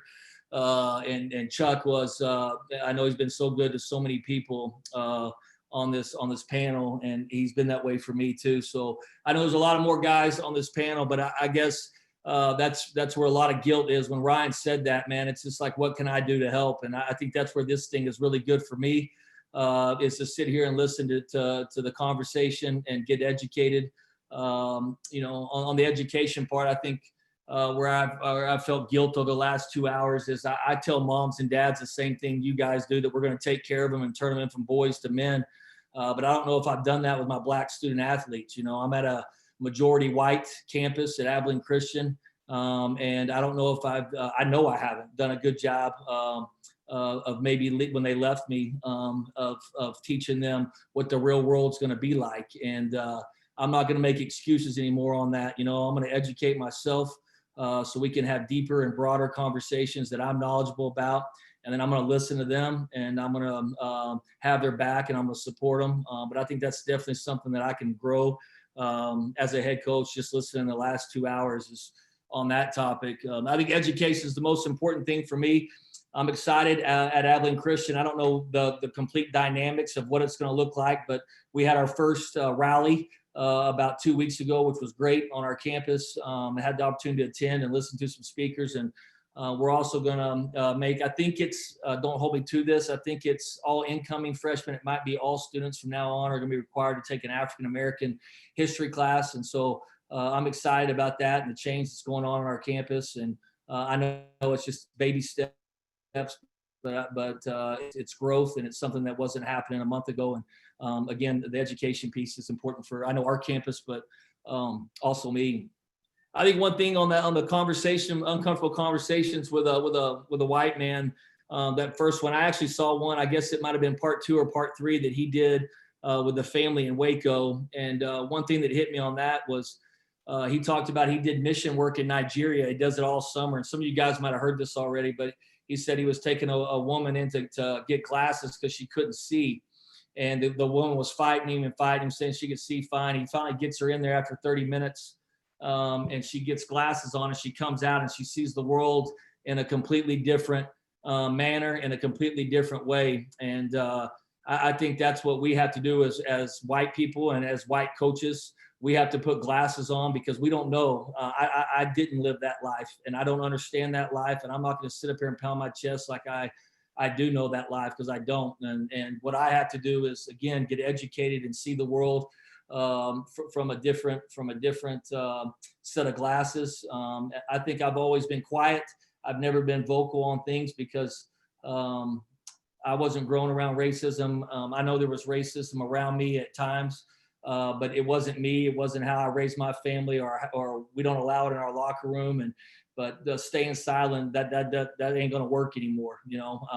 I have the opportunity and a platform now to be vocal and to help people that have helped me tremendously in this business. And so I'm embracing it. Obviously a little scared about it because I'm not as educated as what I need to be on certain topics. And so looking forward to continue to get educated and continue to educate our guys. The last thing I'll say is, I know we asked I think it was Tyler about our kids. I've got a 14-year-old son right now, so I'm starting to, get with him and educate him a little bit on what's going on. And obviously he's got a lot of questions right now. And we started that study on Martin Luther King. I think that's the best way that I knew to start the conversation. And one quote that really hit me from Martin Luther King when going over this with my son was, "The ultimate measure of a man is not where he stands in moments of comfort and convenience, but where he stands at times of challenge and controversy."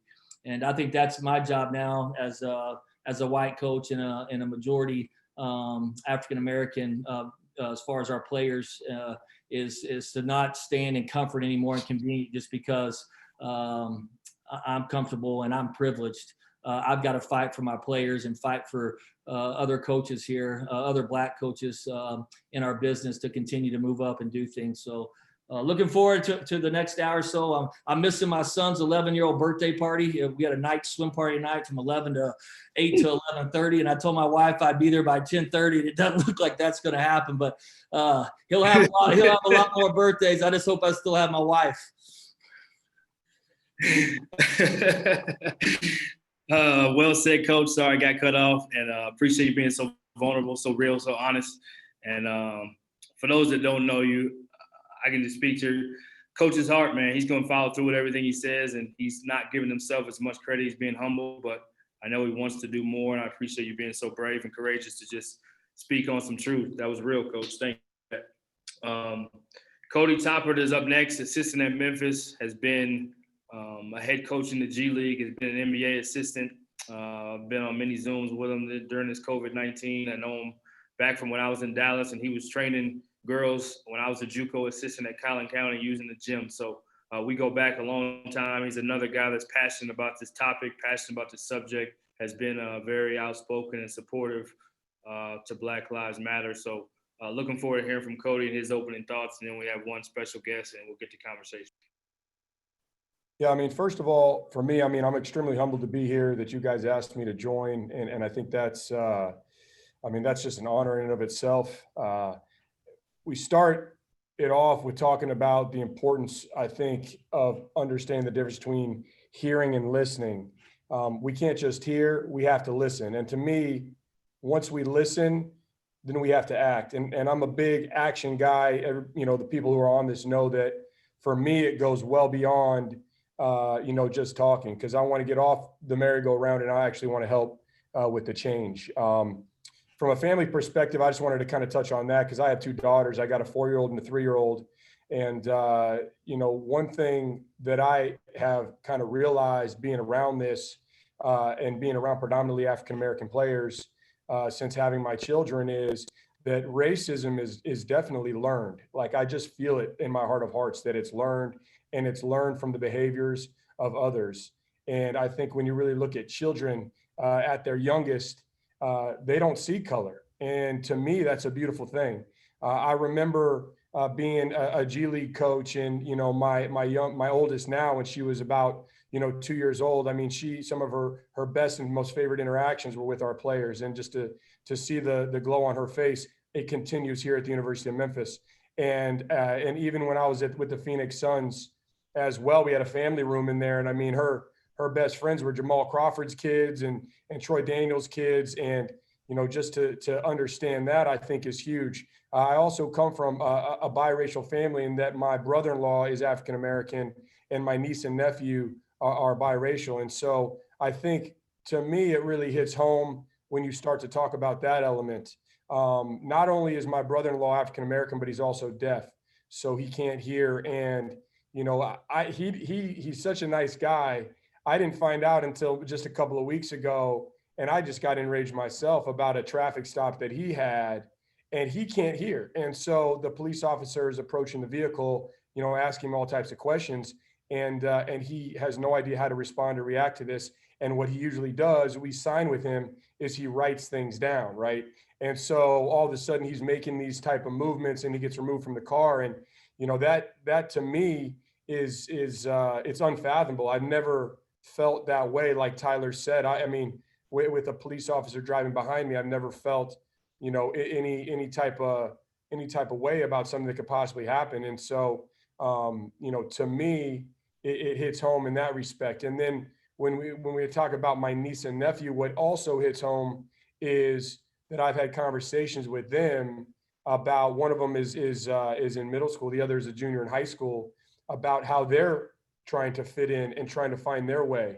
You know, at times they're not Black enough and they're not white enough. And so that to me is another form of racism that it's really difficult for these kids to navigate. That finally we need to not just bring you know, identification to this situation here, but we need to act. And again, I think education is the tip of the iceberg, because once we educate, we need to develop a culture around this that creates sustainability. Because the only thing that, to me, that determines the success in this fight is going to be the changes that are going to help bring more African-American coaches, right? We talked about more African-American grad assistants. I mean, think about that. I don't think any of us had probably thought about that. And then on top of that, you know, we talk about head coaches. I'm fortunate, obviously, to work for one of the 79 African-American head coaches, and on a predominantly African-American staff with predominantly African-American players. And I can tell you, it's been a wonderful experience for me, and I'm very fortunate to be working for Penny. So, you know, to me, I think that I'm looking forward to listening, but I'm also looking forward to acting. And my wife will say she can tell the difference when I'm hearing but not listening. So, you know, I'm very excited about this, and I know my wife is too. She's actually on this as well. You know, we're going to do our part moving forward. So, you know, thank you guys for having me. Well said, Cody. Well said, Cody. We know if anybody knows Cody, we know he's going to be full speed ahead in what he does. So we appreciate you being on, and looking forward to having more conversation with you. We talked about having an NBA guest on. We have a special NBA assistant coach from Utah Jazz, Johnny Bryant, somebody who I've got to be like a brother with. I was at University of Utah for a year. Slept on his couch for a little while. He took me in, and he's as tremendous of a person as you can find anywhere. And he has been really involved, not necessarily publicly, but privately, in some powerful conversations and a part of some powerful change at the NBA level. I believe he's a part of one of the new NBA groups they just formed, and he's done some other things in his community and within the organization. So without further ado, Johnny Bryant from the Utah Jazz, assistant coach. B, thank you. Thank you guys for having me and just setting this up. To the speakers that have gone before, you guys have dropped unbelievable knowledge and nuggets, different ideas, and this has been a unbelievable platform. I've been on many calls, just like many of you guys, and I think at the end of the day, the more we can have these forums, the more we can, you know, have this dialogue, the more comfortable we become, right? And really, everybody has said education, right? So you have to continue to educate yourself. You know, whether you're white, Black, whatever it is, continue to educate yourself and educate your family. You know, Jason talked about, you know, it's a hard thing and all those things as far as just learned behavior, right? So just continue to educate yourself, educate your family and friends.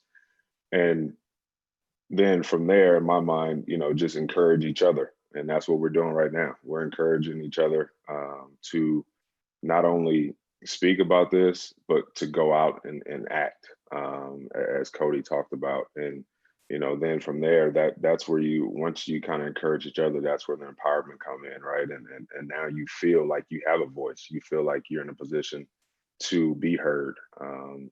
And as we all know, you know, the more we do things, the more comfortable we become in those situations. And ultimately, that's where the evolution and change comes, right? And we continue to, you know, follow those steps. And just a couple notes that I've kind of took as everyone was speaking. You know, Tyler, you talked about basically, in my mind, how certain things are taught and certain things are caught, right? So, you know, I have a 5-year-old daughter. I can explain certain things to her, but she's going to learn a lot of things by watching me and watching us and whoever has kids. So You know, that to me, that's something, you know, for everyone that's on this call, to be that example to your kids, if you have kids or your nieces or nephews or whatever that be it may be. And then Richie, you talked about, you know, not using guys up. And I have two gentlemen that are on this call. One recruited me in high school. You know, unfortunately, I didn't go play for him, but Pat Everhart, you know, we still have this connection today, and that's from back in 2002, 2003. And those are the examples. And another one is Marty Wilson. And he recruited me to play at the University of Utah. And we have talks. I consider him, you know, mentor, confidant, and somebody that I can rely on. And that's the example in my mind that all of us can be, whether you're white or black. And you know, for me, I think just a couple of things for the sake of brevity.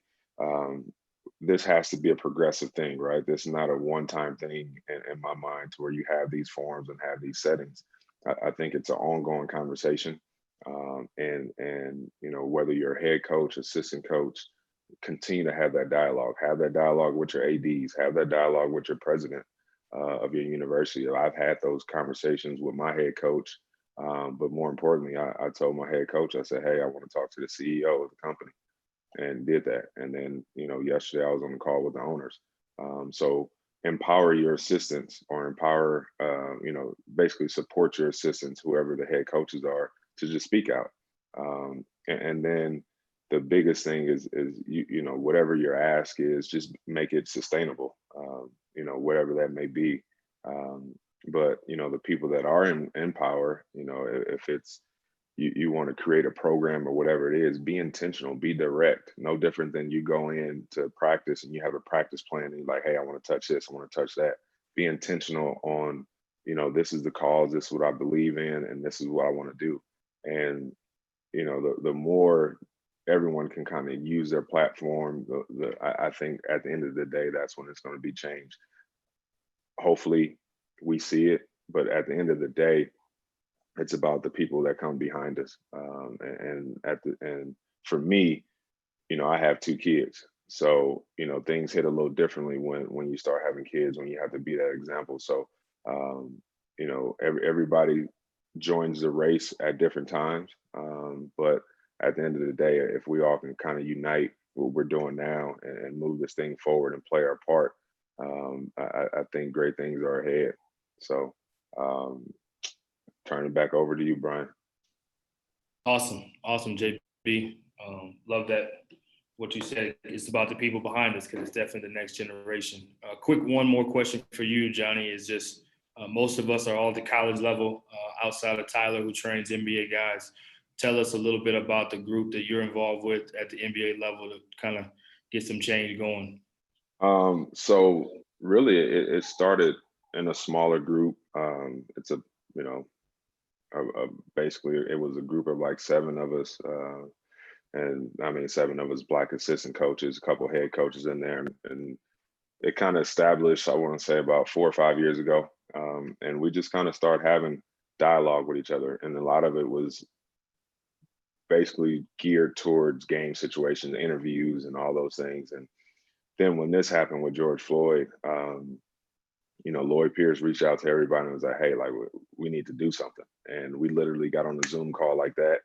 And we're like, look, we have to get the partnership with the NBA to use our platform, but we also have to unite with the head coaches. And we have to unite strategically and specifically with white head coaches, to where they speak out, and it's more of a united front. So I'm not sure how much you guys seen, but Lloyd Pierce has been the catalyst of that. And there's different head coaches that are part of the actual coaches committee. And you know, we're doing everything we can to move this thing forward and use our platform. And obviously, there's no better time now, especially with the NBA resuming, to continue this dialogue, to continue this conversation, and use whatever resources we can tap into, because we all know the NBA has access to, you know, many things. So we're just trying to do our part and push this thing forward and just use our platform at the end of the day. I appreciate you sharing, JB. Lloyd Pierce, head coach of the Atlanta Hawks, definitely has been extremely active and a big time catalyst at that level. Greg Popovich has been really outspoken. I believe he's a part of that group. Steve Kerr as well, along with some others. So we'll break into part two. We'll try to be as brief as we can, but still be as quality as we can. We'll start with the conversation. So we have 7 different pairings of one white coach, one black coach, where they have conversation, where they get to ask each other one question, give an answer, and then we'll kind of move through as best we can. So try to keep answers short and concise, but still get your point across. We'll start in the sake of time. I know Coach Brian is a guest for us from the NBA level. He has some things going on his side, some obligations. So we'll start with him and Cody Toppert in their conversation. So Cody, I'll give it to you first and let you ask the question. And then Johnny, I'll give it to you second and let you ask. Yeah, Johnny, question that I've got here for you, man. It's been evident that we have so much to learn and just educate ourselves on when it comes to systemic racism and institutional racism. What can we do specifically in the coaching profession, as well as everyday life here, to put a permanent end to the injustices that we've seen for generations? Great question. And obviously, Cody, you and I, we have had a relationship, friendship for years now. Played against your brother, in college. And, I think at the end of the day, it's really about what I kind of said is just educating ourselves, educating our family and friends, and then just really be intentional on having those conversations. And they're tough. They're tough, right? And I think the time is now to really put that at the forefront. And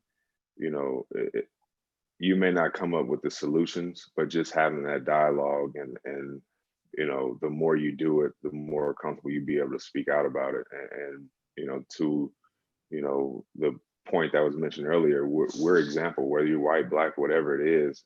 There's a lot of basketball players who look at white coaches as a father figure or a mentor, so all those roles and hats that we have to wear as a basketball coach are important. So no different than we're teaching our players, defensive coverage or a play or whatever it is, we have to be comfortable stepping out of our box, having these conversations and having this dialogue. And that only comes from, really wanting to act from within. And again, it's one of those things where it's going to take some time, but the more we do it, I think that's where the change ultimately comes. And don't be afraid. Don't be afraid to go to your AD. Don't be afraid to go to your head coach or your president, because if clearly not every institution is focusing on those things. But if you can kind of knock on those doors and sit in front of them and express your concern, and that's all we can do at the end of the day is educate them. And now it's one of those things where the people in power, they can't plead ignorance and say, hell, I didn't know. And then it's one of those things where it's like, okay, now, what are the actions behind it? At our level, like it's one of those things where statements are good, but that's just a bare minimum, right? To say, hey, we don't condone these things.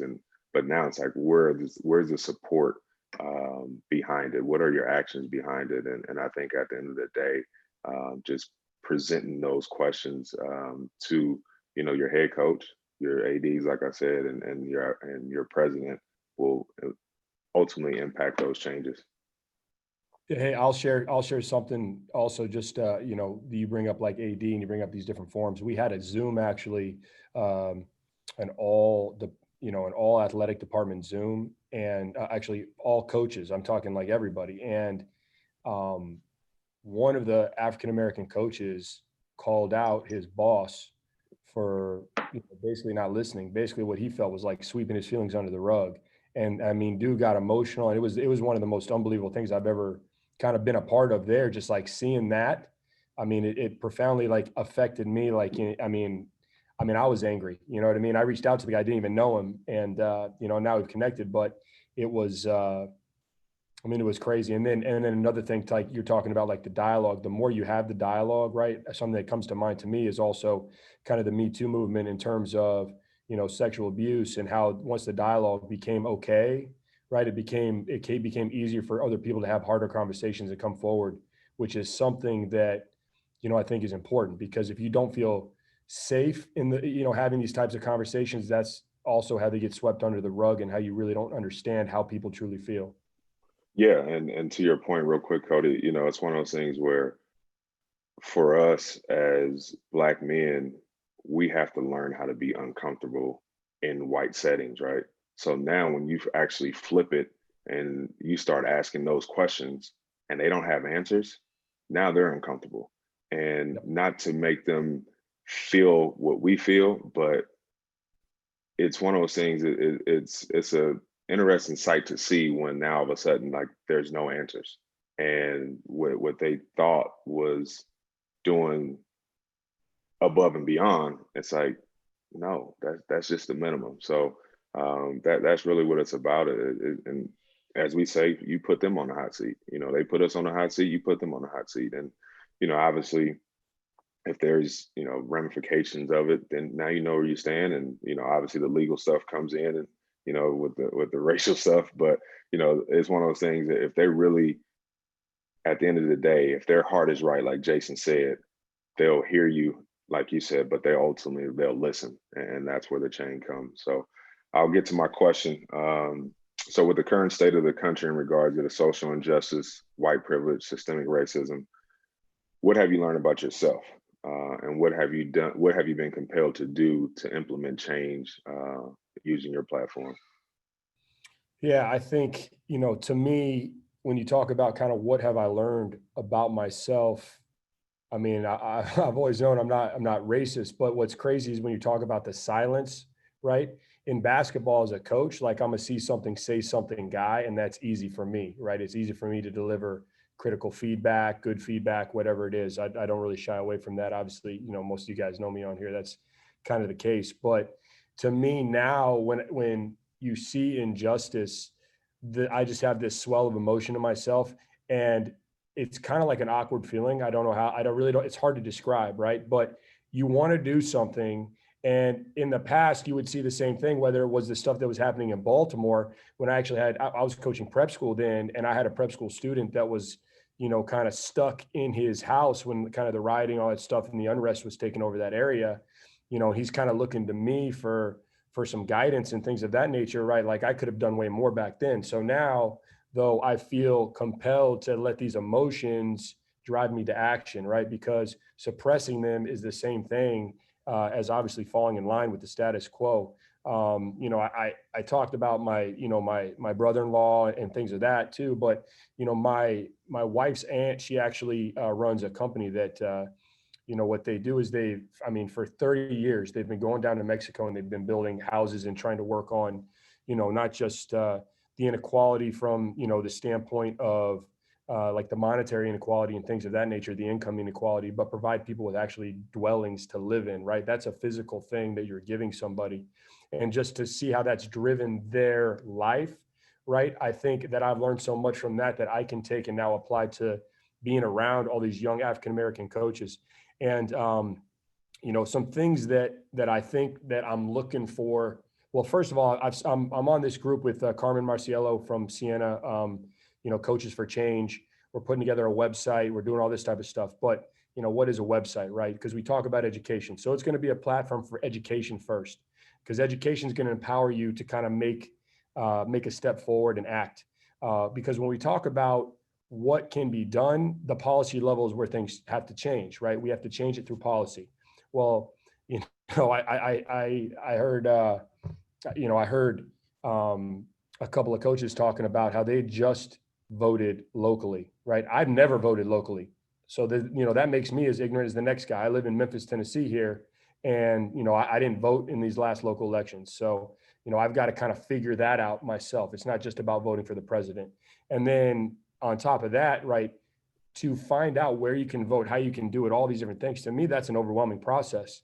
So when you talk about not just, Black versus white athletes being registered to vote, talk about Latino athletes being registered to vote, talk about everybody being registered to vote, and then actually voting, right? I mean, it's unbelievable to think that it takes death, right, to cause change, but going back and back and back, it's like there've been so many deaths without change. So at some point in time, those deaths have to mean something. And, my plan is to help educate these players here that we have, but make voting a part of their DNA, right? So use your voice. And would venture to guess that 75% plus, right? We might not want to admit it, but we're not doing everything we can to vote to change policy, nor do we truly understand the issues. And one thing that I fear moving forward is the politicalization of the racial issue. That's what I fear, because I don't want it to become a partisan issue, right? It's a moral issue to me, right? It's not a question of right, left, this or that, because we know what's coming is the media giant now is going to push it one side or the other, and they're going to try to play it back until there's silence again. And to me, that is my biggest fear. So I'm going to do everything I can to make sure that isn't the case. Yeah, it's interesting that you brought up the voting. I actually just filled out my ballot for the primaries today, and at the end of the day, we've had conversations with our mayor here locally as well. At the end of the day, everyone on this Zoom call, everyone can do something better, and voting is the start. And everyone thinks that every 4 years is the most important vote, but really it's every 2 years, and that's something that I've kind of dove into, and that's where ultimately the change comes. And I think the more and more we all get out of our comfort zone, the more and more we'll continue to grow, and we'll continue to learn how to be better and how to make change. And as I'm talking to you, I'm talking to everyone. Just I challenge everyone on this call to really just look within, and then once you do that, just find something that intrigues you to help impact change. And everybody has their own lane. Everyone is comfortable in their own situation. But if we can listen to coaching clinics and all those things, we can do this to have the long lasting impact. And all the coaches that are on here, check on your players. Check on your players if you haven't. It doesn't have to be, the black players. Some white players may want to speak out and they're a little afraid. So empower your players, give them the platform, let them know that you support them, and let your ADs or presidents know, like, hey, like our players want to do these things, and you'll be surprised what come out of those conversations. So I won't keep you guys too much longer. I appreciate you guys' time listening, and on to the next beat. Yeah, hey, I'll just close with one thing too. If you haven't watched the documentary, The 13th, it's incredibly important that everybody on here watches it. I'm telling you, it's absolutely riveting, to truly understand, basically the criminalization of Black people in general, like on a mass level, and the privatization of the prison system. I think it wakes you up to so many things that you don't even understand are even happening. So that's the last thing I wanted to say. Yeah, if people haven't seen it, then they need to watch it. So, and Johnny, man, appreciate you, bro. Always good to rap, man. Always good to catch up with you, my man.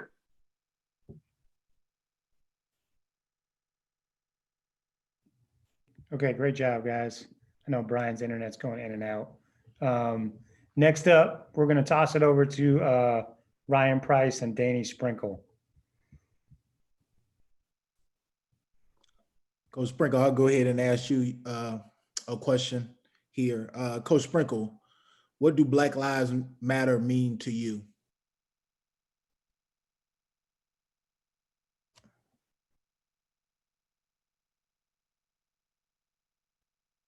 I think he needs to unmute. There we go. Sorry about that.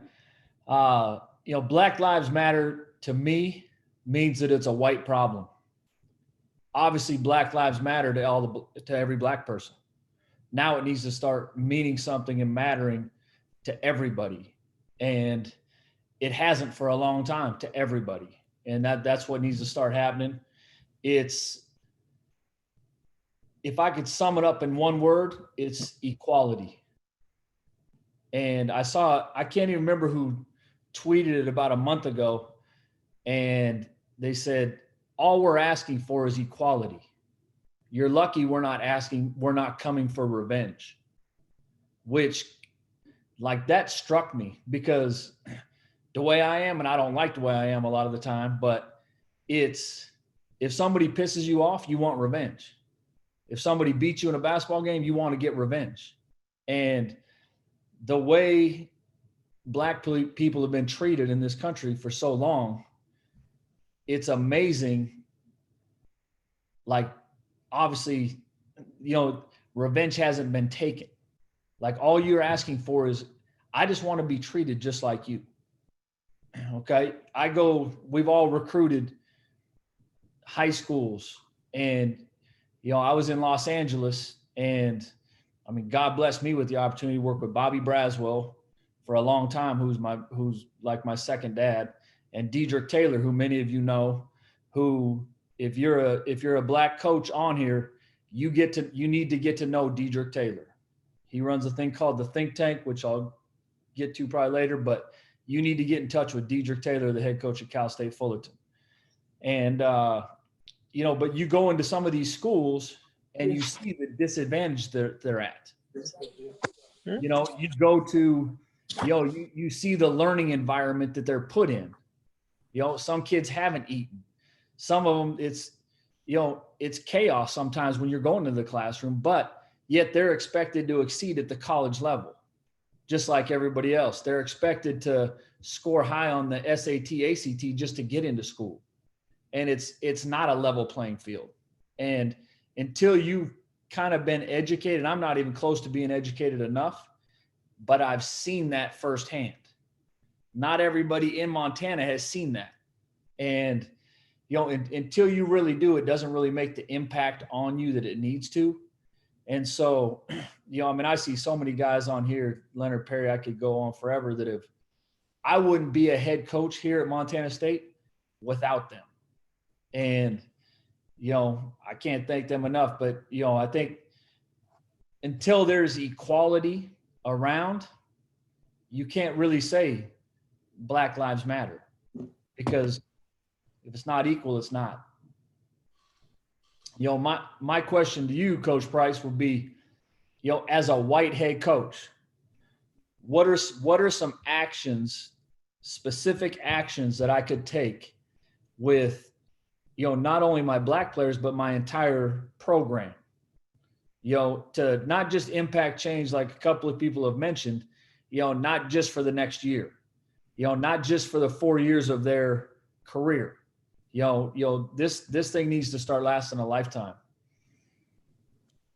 Yeah, I think when you gave your opening statement, I think there were some things that you talked about. I think that was a good thing that you had started. You know, obviously, getting a chance to spend some extra time with some of your players, and I know you had talked about, like, some of them, they seemed like it didn't bother them, but I mean, and I don't know your kids, but I would think that it's got to bother them.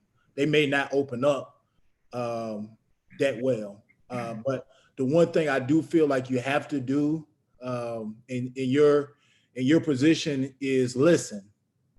A lot of times, just listen and just let them do a lot of the talking, because I'll be honest, especially a lot of young African American males in this country are angry right now. So that's one of the things. I would tell you, you know, just be there for them, support them,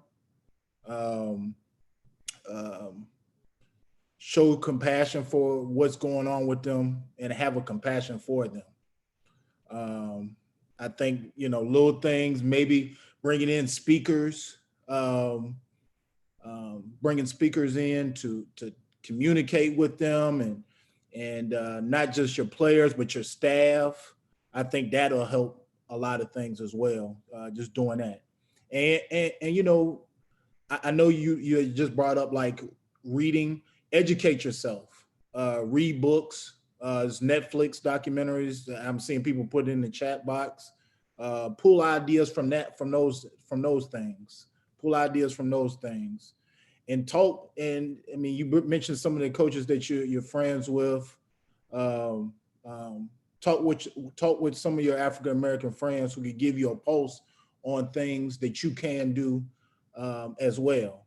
So, for me, I just think bottom line, make your players feel like you're there for them, and those are the things that I feel you can do for yourself.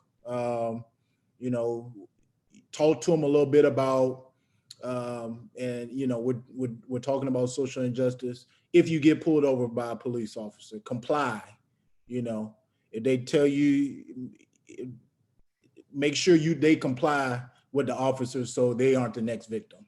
It's simple put. So, Black Lives Matter. That's just my opinion on things, and just be sincere, because we know the 100+ people that are on this chat right now know our players know when you're real and when you're fake. Have a compassion and care about the issue. And I think if you do those things, I think that'll help a lot. Well said. I appreciate you. Appreciate you, Coach.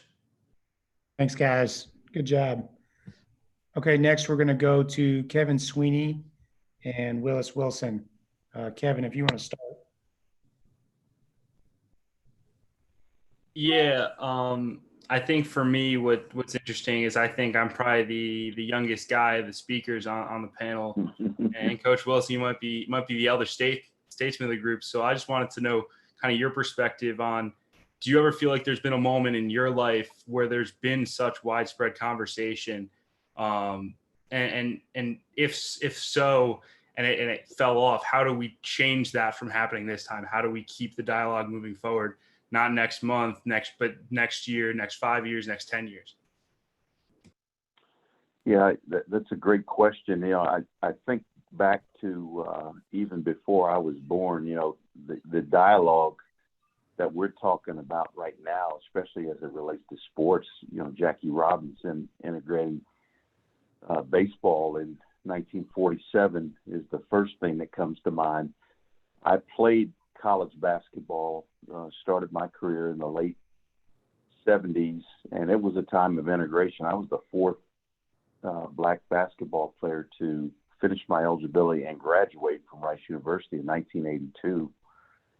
And so it really, some of these things weren't that long ago.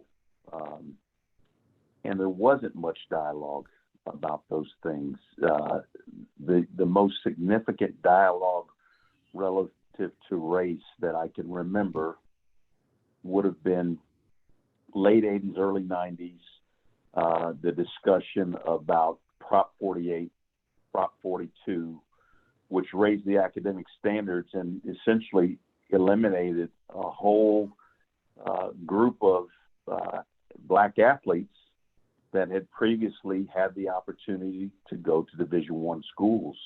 And so when you think about it in those terms, the late 80s, early 90s, and you go backward to the early 80s, late 70s, that was just a period of integration. And you fast forward 10 short years, and then all of a sudden there was a whole group of athletes that was being eliminated from the pool.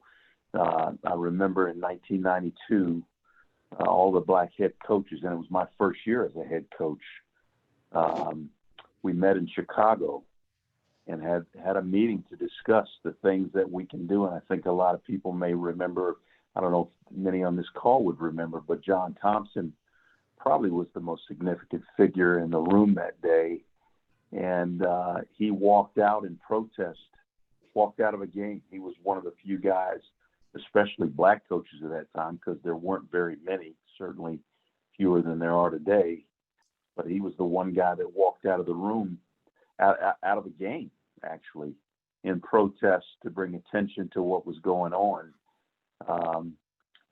And the whole argument there was that, we had to give kids opportunities, whether they were prepared or not. At some point during their college tenure, they would be a part of a captive audience and we had the opportunity to get kids up to speed. It wasn't always because they weren't prepared or didn't have the intellect, but just didn't have the opportunity and the resources. And so I think the big difference, though, as I see today, is that there really is an interest on both sides for the first time to have a dialogue, to have an understanding. I've been amazed. I've been really proud of some of my colleagues and friends who are white that have shown humility and talked about things in a way that we haven't. I'm talking about people that I've known for 35 years, 40 years, to be able to open up and have a very specific dialogue, not just about what I feel as a black man, but what they feel as a white man, and things that they've been naive to. And I think that has been a revelation, I think, on all sides. And so I think that in itself will help keep this thing going. The fact that people are, for the first time, being honest and having a dialogue about race from both sides. And certainly forums like this, the educational piece, just talking about different things, sharing ideas, is the thing that makes the most difference. Kevin, I want to throw it back to you if I can. And being a young guy, as you are, and a writer, I am curious about your perspective on the disconnect between white college coaches, head coaches who get the second and third opportunity, where black head coaches can barely get the first opportunity, let alone the assistant coaches that don't get opportunities. Can you talk about that and give your perspective and thoughts on that situation? Yeah, I mean, I think it's a number of things. One of the things that I think is very frustrating is, like, there's an idea, whether it's conscious or not, that I think sometimes, like, the burden of proof's on the black coach to prove that they can coach, or then to prove that they are as qualified, even though, the resumes speak for themselves. I think another thing is just guys getting put into boxes. Like, I remember listening to Brandon Goble's podcast when he had, Penny Collins and Tubby Smith on, and Penny said, talked about how, media members will label a guy as just the recruiter. Like, they'll write the story about the assistant coach, and it won't, when they talk about the black assistant coach, they won't write a feature about how he, drew up a great game plan for a big win, or was the guy who, drew up the final play. But instead they write about the kid that they landed on the recruiting trail.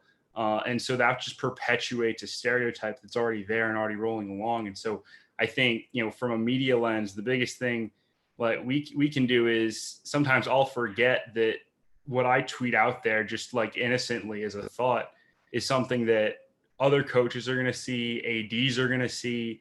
And those things, you never know what tweet, what article will turn into something that sparks interest of an AD to put on a list for the next time he's looking to make a coaching hire. So I think, in the media, one of the things that I can do is just try to amplify some of those voices and get guys on podcasts and write stories about people, and make sure that when I get a coach on a podcast, I'm not closing them into a box. I'm giving them the opportunity to share all the knowledge that they have. And I think if we do that, we'll be in better shape. I think as long as there's so many more white ADs and white presidents, it's going to be very challenging.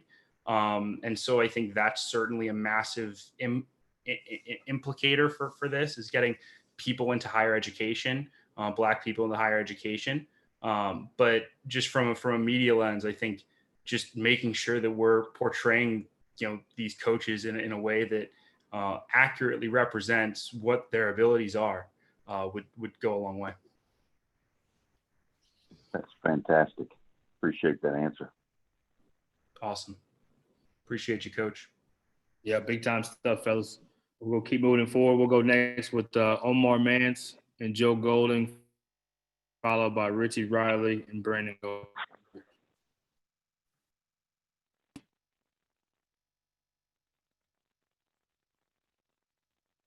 You go ahead and go, Coach Golden.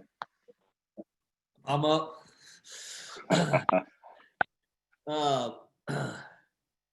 My question for you, Omar, is we both work at a Christian university, or that, and I guess over the last 3 weeks, I've kind of struggled with not just our university, but some Christians in general, as sometimes we hide behind, the Christianity part and don't get in the fight. It's kind of an easy out for us. With you and I both getting our teams back, and when we have real in-depth conversations face to face, how much will you base that on scripture? And then education wise, I guess, how much would you base on scripture, and how much would you base on policy? Yeah, no, that's a great question, Coach. I really appreciate it. And I think for me, like, your faith is who you are. You wear it on your sleeve. Either it is real or it's fake, right? I think we've heard this a number of times. Rules without relationship is rebellion. It's the same thing as religion. It's about relationships. I said it before. The impact we can have on our kids and our program, we have to be real and authentic. And if we're not real and authentic, it doesn't matter what education or what policies we try to put in place. And so the question you have is an awesome one, because I think if you're at a Christian university or a faith-based university or public, private, your players are going to know when you're real, or if you're just checking the box and putting some education out there. So I do think education-wise, there's definitely some faith-based stuff for me personally that are awesome. White fragility. There's some other things that are some super resources that get back to the heart of the matter, which to me is a heart issue. Racism is evil, is heart. And so obviously love can drive that out. So I think for you, being able to get back to something of the core of who you are as a person, it's not going to matter if you're at a Christian university, a public university, a faith-based university, private, your player's going to know if you're authentic and real or not. And so I would just be very careful for all the coaches on this call to put rules and regulations and things in place that aren't real to you, that aren't authentic. You can put these rules in place, man, but if you're not truly reaching the heart of your players and being authentic of who you really are, and that goes back to the relationship piece, it's not going to matter.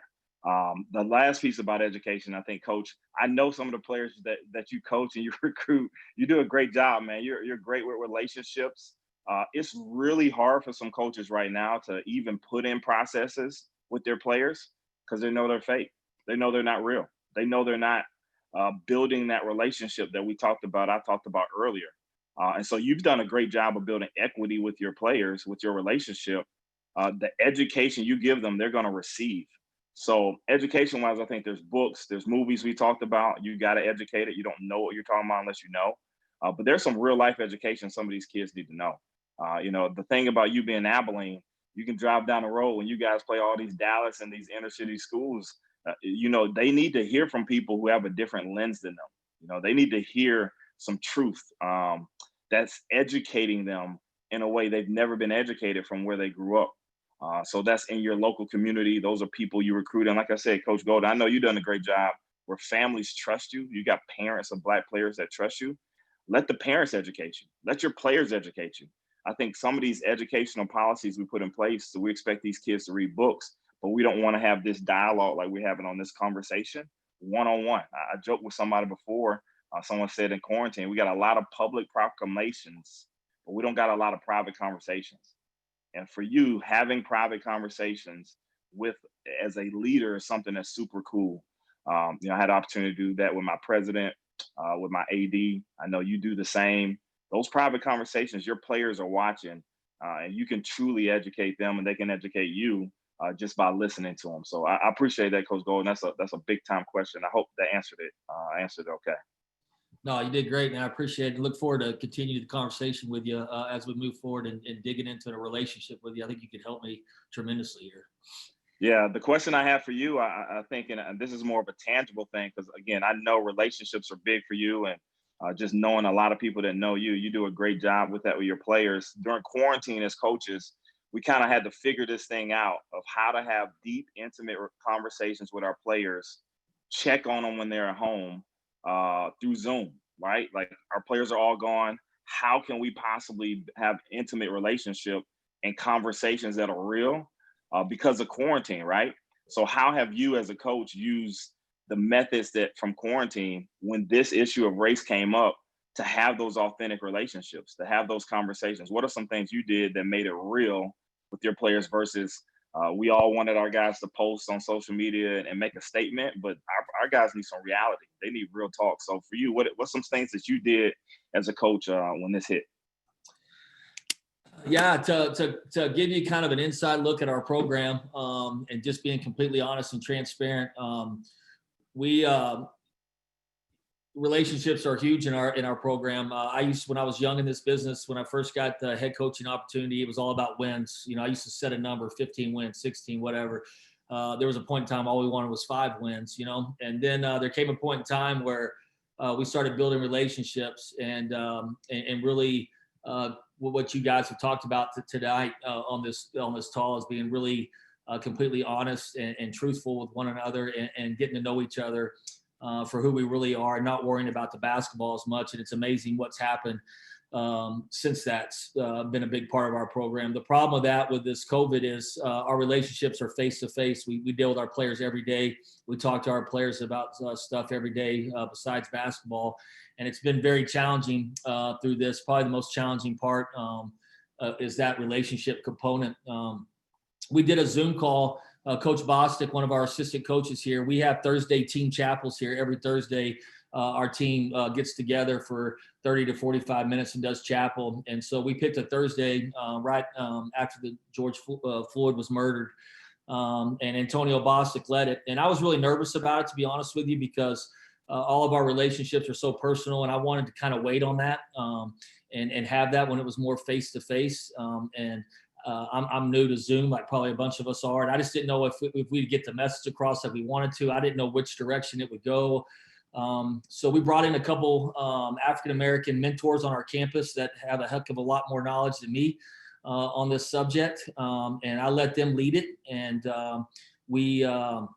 it was probably the best chapel we've ever had in my career here. Our Zoom meetings were averaging about 20 minutes early in the COVID. It took 2 minutes as we kept going to COVID, and that one went almost 2 hours long. And it was an incredible conversation. We let every one of our players express their feelings, and it was great for me to listen. And my locker room's different than some. As you know, I have a player on my team that was he was raised racist, to just be honest. His family's racist. His friends and where he went to school, and I don't think he played with many black basketball players until he got the opportunity to come to ACU. And 2 years into it, he loves those guys like his own brother. When he's in Abilene, the problem for him is when he goes back home and he's got to listen to his family or he gets on the phone. And so he laid his heart out there, man. And it was hard to hear that. I kind of thought that a little bit, but never really got to that point with him. But for him to bring that up, I think it goes to what Coach Wilson was saying. We're starting to have real conversations, and our team loves him more for that.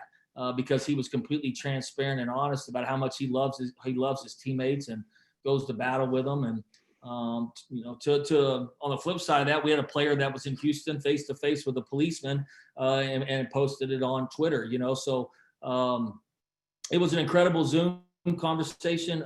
It was really in depth for me to get to know our guys and where they stand. Again, educational at the same time for me. And I think I was fortunate, Coach. We have 10 upperclassmen right now on our team that have been in our program for 3 or 4 years. So I think the conversation could be more real that way than if you had a bunch of newcomers that didn't really know each other or didn't have a relationship. So I think that our team is going to be real fortunate in that moving forward this year, that we have real relationships, and we've had them for 2, 3, and some 4 years, that I think we can have some real conversations and hopefully some real change, not only on our campus, but in our community. In our locker room, and continue to spread that message and help. So I hope that kind of answered it, but it's been challenging, but it's also been rewarding at the same time. No, I appreciate it, man. That was big time. I appreciate all you do, man, and how you lead them well, man. Great job. No, I appreciate you. And one quick thought. I know you guys are tired of me talking, but to what we were talking about that last question with Kevin, Coach Wilson, I think I can do a much better job, along with all of us that are white head coaches in our businesses, promoting Black coaches in our business. I think so many times I got sick of hearing row the boat. I heard row the boat 100 million times when Richie was in the league. But instead of being in a rivalry with Richie and Coach Wilson and Coach Price, and where we were always going at each other about wins and losses, I think one thing we can do is, I know how damn good of a coach Richie is, and I know how good Coach Wilson is, and on this Zoom call, how many great coaches we have. And I think it's our job as white head coaches to promote those guys in our business on a public platform, and not worrying about what we say of how good they are. It's going to hurt us in recruiting. Screw that, man. We have a platform, and we've got to help these guys. And I think that's the biggest thing. Obviously, ADs and presence is important, but I think there's something on our shoulders too, to publicly praise these guys and how good of coaches we have in our business. Hey, Joe, thank you, man.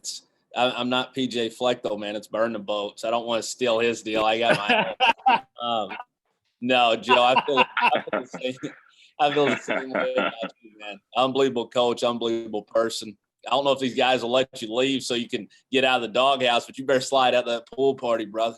I think it's over, man. Hey, Joe, before you go, that's big time, man. I appreciate you greatly. I appreciate you guys, man. And I am going to head out on you, BB, if you don't mind, man. I got Go ahead. Maybe blow candles out, man, if you guys don't mind. But I look forward to more conversations down the road, man. If you guys need anything, and let me know, man, and I'll continue to get educated. I promise, man. Thanks, Coach, man. Thanks, Great Coach. job. Thank you.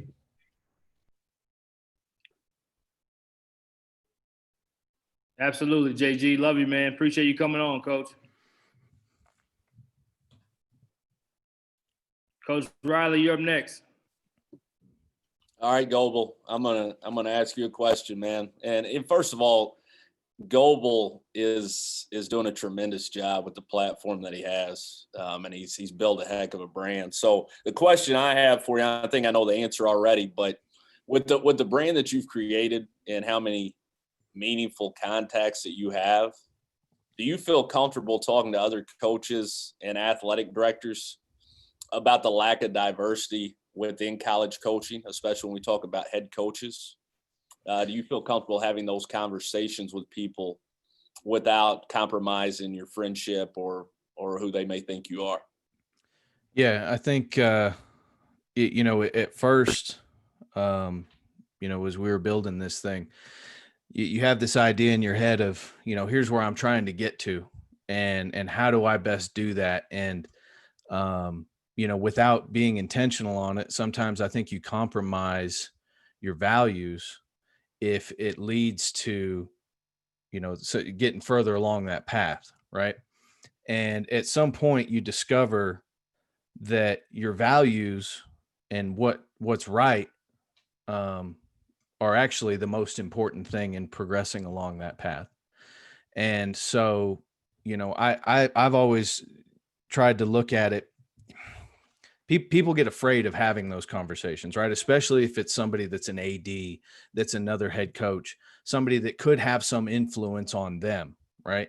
And so the first thing I think I had to get comfortable with was releasing that fear and buying into the concept of speaking truth to power, where you say, okay, if somebody is an athletic director, if somebody is a head coach, this is somebody that could influence something in my life, and being confident in the fact that truth that you are speaking to power is the right thing. Then you just kind of let it go where it may. One of the things that has bothered me throughout this phone call is the lack of white coaches that are here today. I scrolled through it consistently throughout this, and there's a lot of people that I wish were here that are not. As I look across the landscape of college basketball, there's some head coaches, especially at the Division I level, that I have plans on having some phone calls and some conversations with about the lack of diversity in their staff and the lack of diversity in their history as a coach, and not in a way that's accusatory. That doesn't help, right? But it's picking up the phone and saying, Coach, I think you could do a better job, and I want to help you. I want to help you do a better job. I want to help you be a better coach. Like, let me use what I'm good at and what I have available, and give that to you, so that you can diversify your life, you can diversify your staff, you can get to experience some of the wonderful people that I know, and not be afraid to have that conversation, and not be afraid of them saying, go to hell. All right, you know. But if I don't step up and take this platform that I have now and speak truth to power, then I'm wasting it. And what I'm trying to do, is not worth the words that are coming out of my mouth. So yeah, I mean that comfort comes through some introspection and some thought and things like that with having those conversations. But as soon as you release that fear and just be confident in what your message is and speak that truth to power, then it comes pretty easily, and then you can then hopefully get some things accomplished. No question. Great answer. Question for you, Coach. We talked earlier, or I mentioned earlier, about GAs, and the lack of diversity in GAs. And I think coaches, there are things that coaches could do to not only identify, great future coaches when they're players, but then help in that process. What are things that you as a coach, when you see a young man, whether it's on your team, whether it's on another team, or just somebody else in the industry, what are things that you can do to, and for all head coaches, what are things all head coaches can do to help lift those young men early, those young Black players that are future head coaches, and get them, moving on to then being future coaches? Yeah, it's a great question. I think one of the things that I'm most proud of is I have a lot of guys that have went into the coaching profession that have played for me and are doing a really good job of what they're doing and have a bright future. The first thing we need to do as coaches, to me, is show guys what true leadership is, so that when they do get an opportunity, that they understand what that is. True leadership is not being best friends and making everybody happy all the time. True leadership has to do with accountability, and it has to do with coaching guys. I tell every family that we recruit and every kid, you come here, you're going to get coached, and you're going to leave here a better man than when I got you. And we're going to win some games, and I'm going to help you get to your dreams and goals. But that's the most important thing that I can do for you, is hold you accountable and make sure you understand what being a man and going and being successful, whatever you do, looks like. And that's something we have to do as coaches, so that they see what being a leader is like. It's about caring and loving for them, but also holding them accountable and pushing them towards greatness. The other thing is they need to, I always talk to guys about this, and I've seen some things that go against this a little bit in some of these Zooms that I've been on, but I want guys to understand the game and understand how to play it, because so much goes into perspective. And it's all about the picture that you paint of yourself.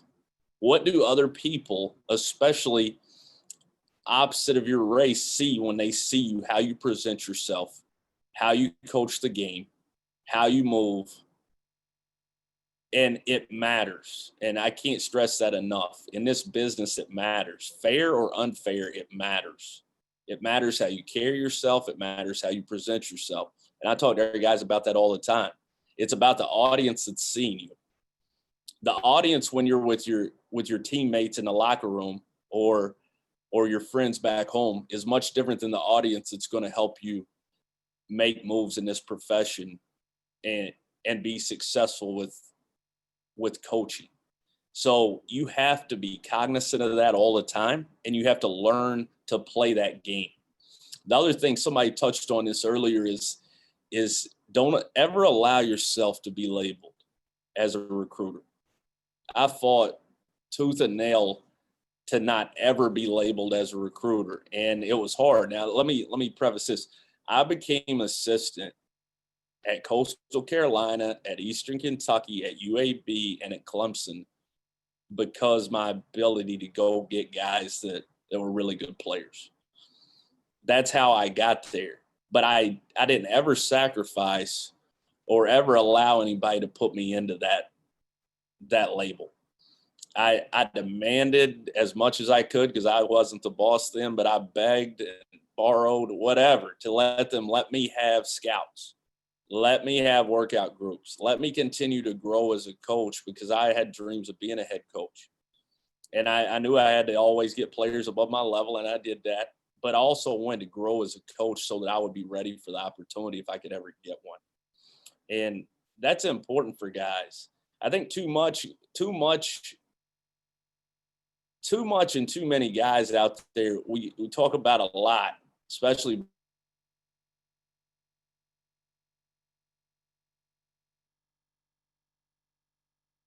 black assistant. I can do this, I can do that. It's great. But that's also how people are going to excuse not hiring you to be a head coach.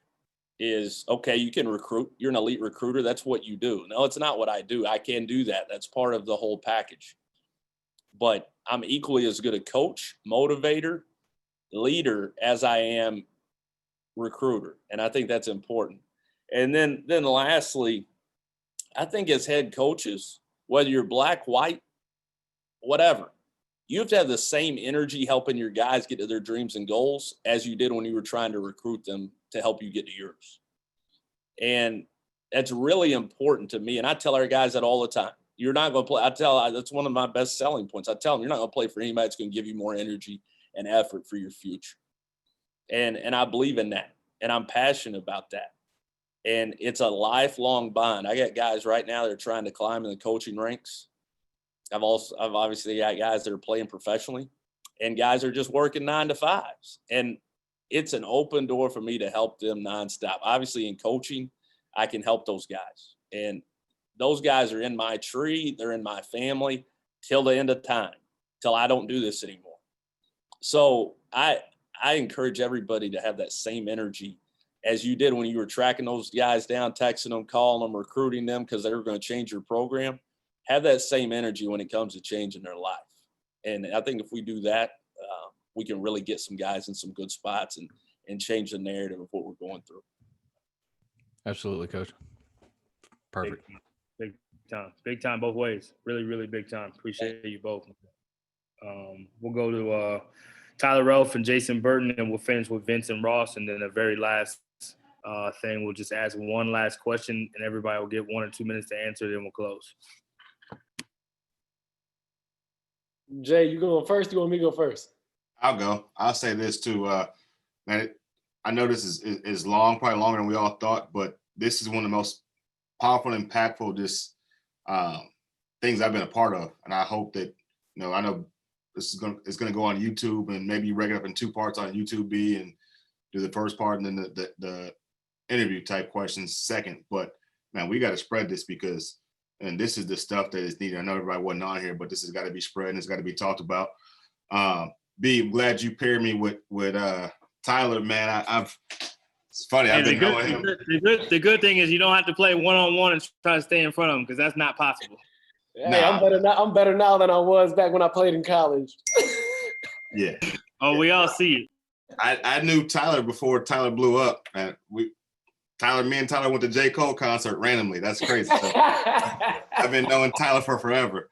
But my question to you, Tyler, is I think one of the hardest things that is people we as humans we face is that change, right? Like we do it as coaches. Like you got players that come in your habit or your program that have bad habits, and you're trying to break these bad habits. I'm sure you as a trainer, you get that all the time. That man, you're trying to get players to do something a certain way, and they're resistant to it. And I think that's a lot of what's going on in this country right now is that there's a resistance to change, or there's a need. They feel like I've been doing it this way all my life. I don't need to change. Like we've all experienced that, and and then you also see this factor where there's a desire to change from some people, but they're afraid of how that change is going to be perceived by the people around them. I had a guy I mentored that used to go to school here that didn't play basketball, but I just mentored him, and he's now a professional in college athletics. That he's been very vocal and outspoken about what's going on in the country right now. He's a Russian, white guy's Russian, but on Twitter, he's got some feedback on some, go back to Russia. We don't need you here. So there's that. And I think people see that and they're like, man, they're afraid to speak up. I remember myself being afraid to speak up 4 years ago with the Colin Kaepernick stuff, just because of what I think Goebel just talked about it, like the people that have influence on my career, how they might perceive me, especially being a Black coach that's outspoken. And I thought about my job. And so my question to you, and this is a long-winded phrase, is as you're yourself and other white coaches, how can we affect like this generational curse of racism? How can we affect this change? Because it's going to be a long process, right? But what are some things that we can do, and that specifically, white coaches can do to help with this change? Well, I think the biggest thing, if you go back to like when we talk about skills, like the biggest thing I say is if you're uncomfortable, you're going to get better. If you're comfortable doing what you do, like you're not going to get better. You'll stay where you are, but you're not going to get better. And I think that's where we were as of 2 months ago. I think we were comfortable as a culture where we were. I think we were comfortable not to talk about Colin Kaepernick. I think we were comfortable, just letting it just brush it under the rug. And I think the biggest thing as white coaches or white trainers or whatever, you want to say is like, we got to be okay with being uncomfortable. We can like, I've asked some of my closest friends some of the most uncomfortable questions, because I don't want to be out here and be unknowledgeable about anything. And I like Coach Wilson, and I mean, the knowledge he has is just, it's insane. And coming into this call, I've asked a lot of people my age, but I'm going to reach out to Coach Wilson because I want to hear what he has to say. That interests me. What that to me is more educational, because Coach Wilson's been through more than anybody on this phone call. And I think I have a large social media following, and it's funny. I've gotten great DMs and I've gotten bad DMs. I've gotten DMs from Black people that have said, man, we love what you're doing, keep doing it. I've gotten some that said, this isn't your fight. And I write back and I say, I look at Julius Randle, Ahmad Smith, Darius Nichols, Greg Lewis as my family members. I'm closer with them than some of my family members. So it is my fight, and it's always going to be my fight. And I think as white people, we need to understand that the fight will never end. We need to push for, systematic, equality. I run a free camp in Rochester, New York, and I don't know if you guys know anything about Rochester, but it's one of the worst city schools in the United States. And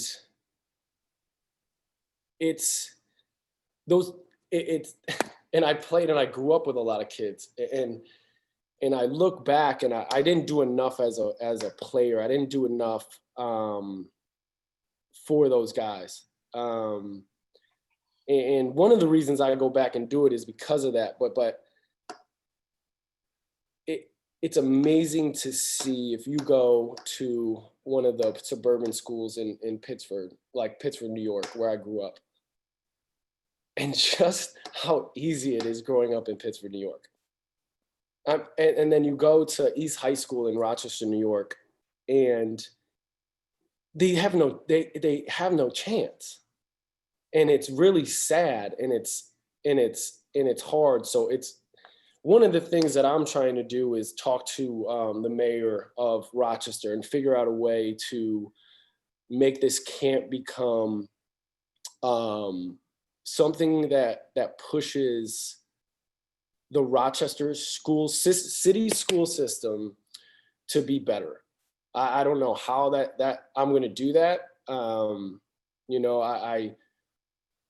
anything I do, I try to throw my passion into, and it's funny. I feel like, you know, for me, I have a great way of interacting with kids. And I think it's because of my passion. I think it's because they truly know I care. And I think as white coaches, and like I said before, two of my God kids are Black, and I've had uncomfortable conversations with them about what they go through every day. And I would have never had those conversations 3 months ago. And I was really ignorant to a lot of stuff. And like Cody said, like, I'm not racist by any means, but by not speaking out, like, I look at a lot of my white quote unquote friends differently right now, because we all have a voice. And if they think this is just a Black thing, they're insane. And I'm a Christian, and God made us all equal. And I'm going to live by that for the rest of my life. And I'm going to push that every single day I walk this earth. And I'm going to use my platform the best I can to make change. And, you know, my goal is for, you know, my God kids, when they turn 35, to have their kids be able to ride the bike in the cul-de-sac and not have to worry about what's going to happen, like Vince said. And, you know, so I think that's, as white people, we got to be on the forefront of this, not on the back burner, but on the forefront. And so that's my goal with this, is to be on the forefront and use my platform as well as I can going forward. Good stuff, T. So yeah, so my question to you is, and I've done some research, you know, as far as I know, your athletic director is white, your president is white, right? Yeah. Okay. So my question is, and I've had this conversation for probably 4 or 5 years with a lot of my friends, but going into an interview, and I know it was 7 years ago, and knowing the inequality of the coaching system, and walking into that AD's office, right, and knowing maybe the president is white, and a lot of, that's what a lot of it is out here in Division I, Division II, and a lot of the decision makers or donors being white. How did you approach that interview? And what were you thinking walking in? And then from you, I want you to tell me what I can do better with my platform. All right. So I guess I need to start with, I'm fortunate from the stance that I'm a Black man that was born in Flint, Michigan. So, you know anything about Flint? Flint is grimy. It's not the easiest place to live. It's predominantly Black.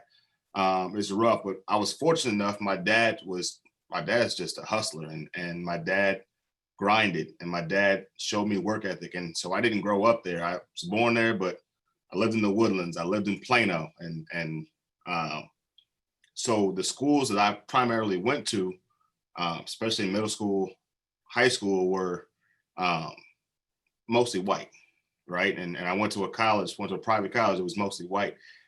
But I always had a mentality just growing up that, and right, wrong, or indifferent, I got that phrase from Chuck T, by the way. Chuck T still on there. Right, wrong, or indifferent. I've always like had it ingrained in me that I had to be a certain way. I had to carry myself a certain way. And to make it or to be successful, I couldn't just be as good as my white counterparts. I had to be better. And I had to find ways to navigate, you know, white America. As you said, now I go into booster luncheons and I'm the only Black guy in the room, aside from the players that are speaking. And that's just my normal now, and it kind of was my normal growing up. I had to learn how to navigate that. There's a reason why, it's crazy, but there's a reason why I always button my shirts up to the top. I think I got that from the mayor, Ross Hodge, but I always button my stuff up to the top. Every game, and it's just been ingrained in me. You're gonna see me in a suit on the sideline every time, because I think one of the coaches were talking about it too. Now that I have this platform, it's my job to carry myself a certain way so I can open the door for other Blacks. But going into that interview, I I had this thing ingrained in me that I had to come a certain way. So I was prepared. You know, I had that thing organized. I had notebooks. I knew the job. I went into that thing knowing that I had to be better than everybody else. And there is a disadvantage. I'll say this, because even in my first years after I got the job, you're in these head coaches meetings. I'm the only Black head coach at the school. I'm one of the only Black head coaches in my conference. And so culturally, I'm in a room and they're talking about Seinfeld a whole bunch. And growing up, I watched Fresh Prince. I watched Martin. Culturally, there's not anybody in the room that I can really relate to. And so that's one aspect where I felt like you can't always relate to everything that's going on in the room, but I had to make sure that I was so on point with all my stuff, that I was so organized, that they believed in my vision and how I could help them be successful. I learned to flip it and how I can help them to be successful, how this university can look good because of me. It's crazy that we have to have that mindset. And I think that that's probably the mindset of most of the coaches that are on this call, is that you have to carry yourself a certain way. But honestly, to even get in that room, that's probably the toughest thing, is how do you, as Black coaches, how do you get in that room and have the opportunity to have that conversation with the president and the AD? But I don't know necessarily if I answered that question to the best of my ability. But man, I think every coach that's talked, every Black coach that's talked, that's what it is. Like we run into this situation of how can we get hired? And part of the reason we're not getting hired as much is because there's not Black presidents, there's not Black ADs. I don't think there's a Black athletic director in my conference. And so that is a struggle that we face. And so that lack of representation is something that has to change. And I will say this, part of that is just because of, I think we're so comfortable with the people that are around us. Like you grow up in your areas and you're comfortable in your circles. And so you tend to hire within your circles. And so going into to answer your second question, and this is kind of not just for you, but for other white coaches, I think that there has to be an intentional, there has to be some intentionality as far as reaching out to minorities and having them be a part of your conversation, having them be a part of your circles, and not just being comfortable with the people that you've always grown up with, you've always been around, but are your circles diverse? Because if your circle's not diverse, you're not really being able to impact the kids around you that may be diverse if you don't have diverse circles. And I'm not just talking about whites having Blacks, but it's the same thing. I think as Black head coaches, and I can be biased myself, and sometimes as Black head coaches, you get so wrapped up as you hire a lot of Black coaches. And a lot of the Black coaches that I know have a lot of primarily Black staffs. And I think it's both ways. Like, and as a Black coach, I'm like, man, I have to do my part to help other Black coaches get in the business. And so I find myself doing the same thing, but there has to be a mix between both. And so until we have that happen, especially at the higher levels, it's going to be tough to get more Black head coaches. Yeah. No, you answered it perfectly, man. I think, I was doing some stuff, and I think there's 14 ADs or something in Division I, or 14, and then there's 14 Black head football coaches in Division I. And it was funny, I've had this conversation a bunch, but yeah, you're going to hire who you're comfortable with. And I think that's a big problem with college coaching. And I know there's coaches on this call, and I mentioned Darius Nichols before, and that guy's a head coach. You can slice it any way you want to slice it. He's better than a lot of people. Yeah. Well, I'll say this too, Tyler. Like, I think more Black people would have spoke up years ago, me being one of them, if I felt I was in a position where I was going to be supported by my administration. And there was just too much unknown. And part of that is, again, there's that racial difference. Like, I don't know how my boss and my boss's boss feels on this subject. So if I speak up, how am I going to be viewed? And it wasn't until this time, there were so many different people that decided. There was a lot of white people that spoke up early on, that you felt like, okay, it's okay for me to say something. It's okay for me to really say how I feel. And that's why it's so important to have white coaches, white administrators, white people be vocal in this, because, you know, as just self-preservation, Black coaches feel a certain way, like they still got to feed their families at the end of the day. And so they don't want to do anything that's going to cost their job, but they do feel passionate about what's going on. We feel passionate about what's going on. Yeah. Yeah. Well, no, I appreciate you. Big time stuff. Yeah. B, I appreciate you as always, bro. Yeah, big time stuff. You didn't have to play one-on-one either. That's a good thing, Jay. Great job. We'll go to the last two, and then we'll finish up with a 1 to 2 minute answer from everybody on what we can do for change individually. But we'll go to Ross Hodge and Vince Walden. We'll let Ross ask Vince first. I appreciate it. I mean, they usually say you save the best for last on these deals. Coach Wilson went about 3 hours ago, so he was by far the best. But Jay, I graduated from Commerce, where Jason is the head coach at now. So that's my alma mater. So obviously I'm like super proud of you, man, and super grateful for everything you do for that university. I know how much you pour into it. And you said, you know, you felt like you had to be that much better than everybody else. And if you start out the season 26-0, you are that much better than everybody else, my man. So congratulations on that. Tyler, enjoyed your perspective. And like I said, Coach Wilson, really appreciated your insight on this deal, man. Learned a lot from it. I haven't played against your teams before, but I've watched your teams a lot in preparation for maybe common opponents that we had, and I always appreciated how your teams played, man. And to hear you talk and hear your heart about all this stuff was awesome, man. So I appreciate you too. My question for Vince is, for our players, and we've had so many conversations with all our players throughout this period of time, and also for young professionals, young Black professionals, that maybe have had different experiences than what we've seen in the news and some of the tragic, terrible, disgusting, grotesque experiences. Maybe they personally have not experienced that. And, you know, as you're kind of talking through these things with some of our players, even some of them, they have not had a negative experience with police. They maybe haven't necessarily experienced the outward form of racism or racial profiling. So as they just try to process this as well, and not being ashamed for their own experiences, but trying to, as we all are, trying to be empathetic and compassionate, what advice would you have for players and young professionals in that situation, maybe? You know, I think, great question. Here's the thing. We're teachers, and we're always trying to prepare our students for a test. At some point, that young person is going to face the test.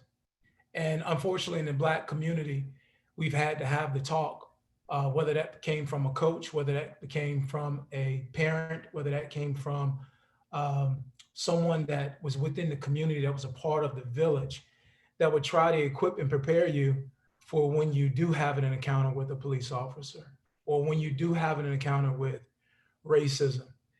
As much as we practice, hey, this is how you beat the press. Hey, man, this is how you're going to guard the ball screen. We have a scouting report that we give our players, regardless of level that we coach at, to try to prepare them for the test. And if we're not, I think Coach Mann said earlier about how we get a chance to pour into our young people's lives. The greatest opportunity I think we all have is we get a chance to speak into their life. And we don't want to necessarily speak the gloom and doom that we may have seen portrayed a month ago from today. Most of them haven't. If they're still here, then obviously they haven't experienced that. But they might experience, as you said, Ross, some level of it. Whether that is, I get on an elevator and someone clutches their purse a little bit tighter. If a police officer does get behind me and those blue lights go on, man, my heart will drop in a minute. And so for me, I never forget I got stopped. And I was so convicted. And this is what I did. I was so convicted. You guys may remember there was a young man who was murdered in Minnesota, and he was kind of reaching across his person to grab certification for carrying a weapon. He communicated it. He was compliant. He was yes, sir, no, sir, at least from my understanding and what I viewed. And I was so convicted, man. Everything hit me all at one time. And I forget, this is how I work often. I got 3 children.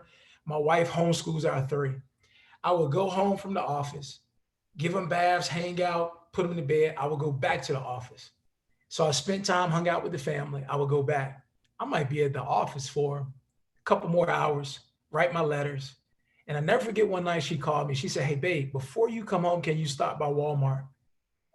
I go to Walmart, pick up what she needed, got lost for probably there a little bit longer than I should have been. I'm on my way home and I get stopped, and it's probably around 12:30 at night. And I never forget thinking, let me cut the lights on in my car so that the officer, regardless of whether it's a male or a female, will feel safe. Let me pull into this well-lit area. And all in this time frame, I'm thinking I can't reach across my person. In that short amount of time, I was able to get my wallet, my phone, everything on my dashboard. So here I have a pair of headphones. And so as I'm holding the steering column, I don't want to reach here. I only wanted to reach here.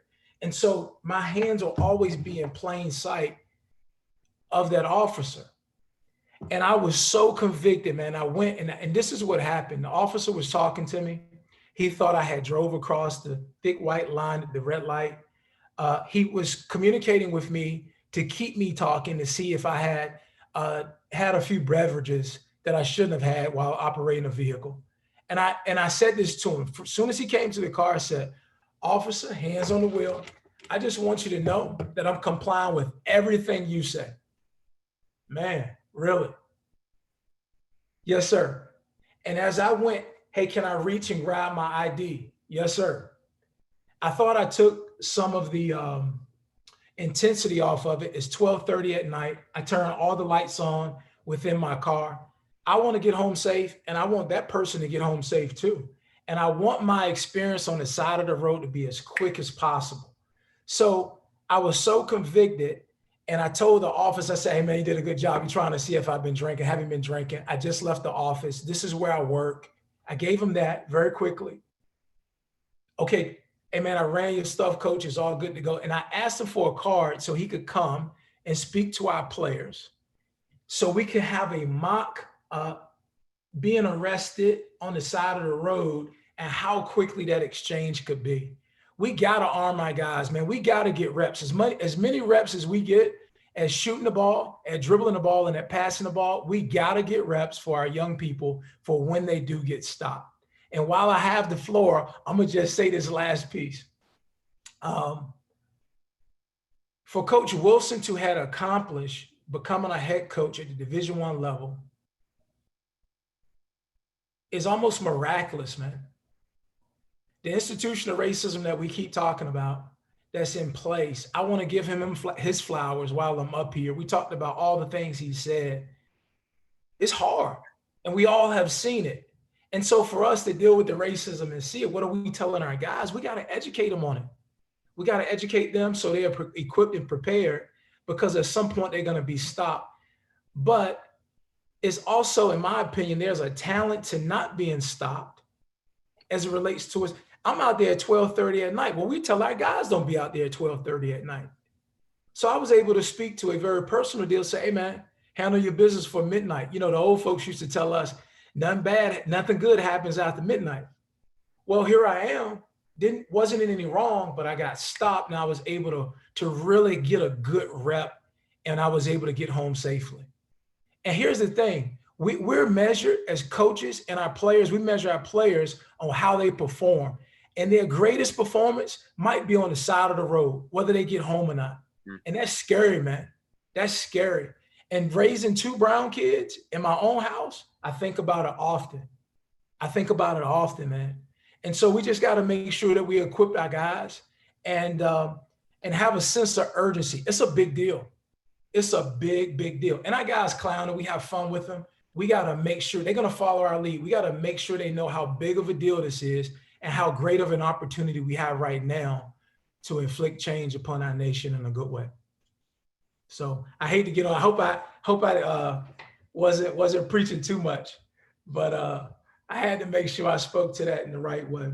No, This it was question, great, man. this is a question I have for you, Ross. Ross, you're my guy, man. I love you. You and I do life. We check on each other throughout this pandemic. Your head coaching and waiting is just opportunity. I thought you were going to get one this year. This is my question for you. Both of us are men of faith. We love the Lord. I spoke a little bit earlier about our faith. My question for you, and this is where my heart is at when I ask you, man, I'm so excited about this opportunity we have, especially when I can partner with someone like you that I know where your heart is at. I know your journey. I know how you do life with others. How have you used your faith personally in addressing issues of systemic racism and social injustice within the white community? Man, that's a good question. The first thing that comes to mind, to quote a little bit of the Bible is, lean not on your own understanding, because there's certainly so many things that I do not understand as it pertains to a lot of this.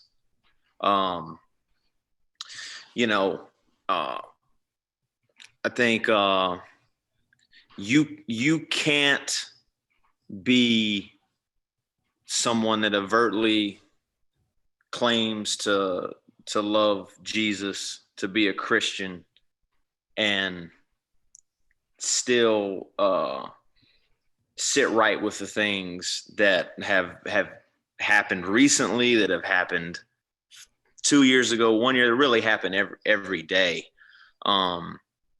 And so, the Bible talks about like, hey, Lord, hurt my heart with the things that hurt yours.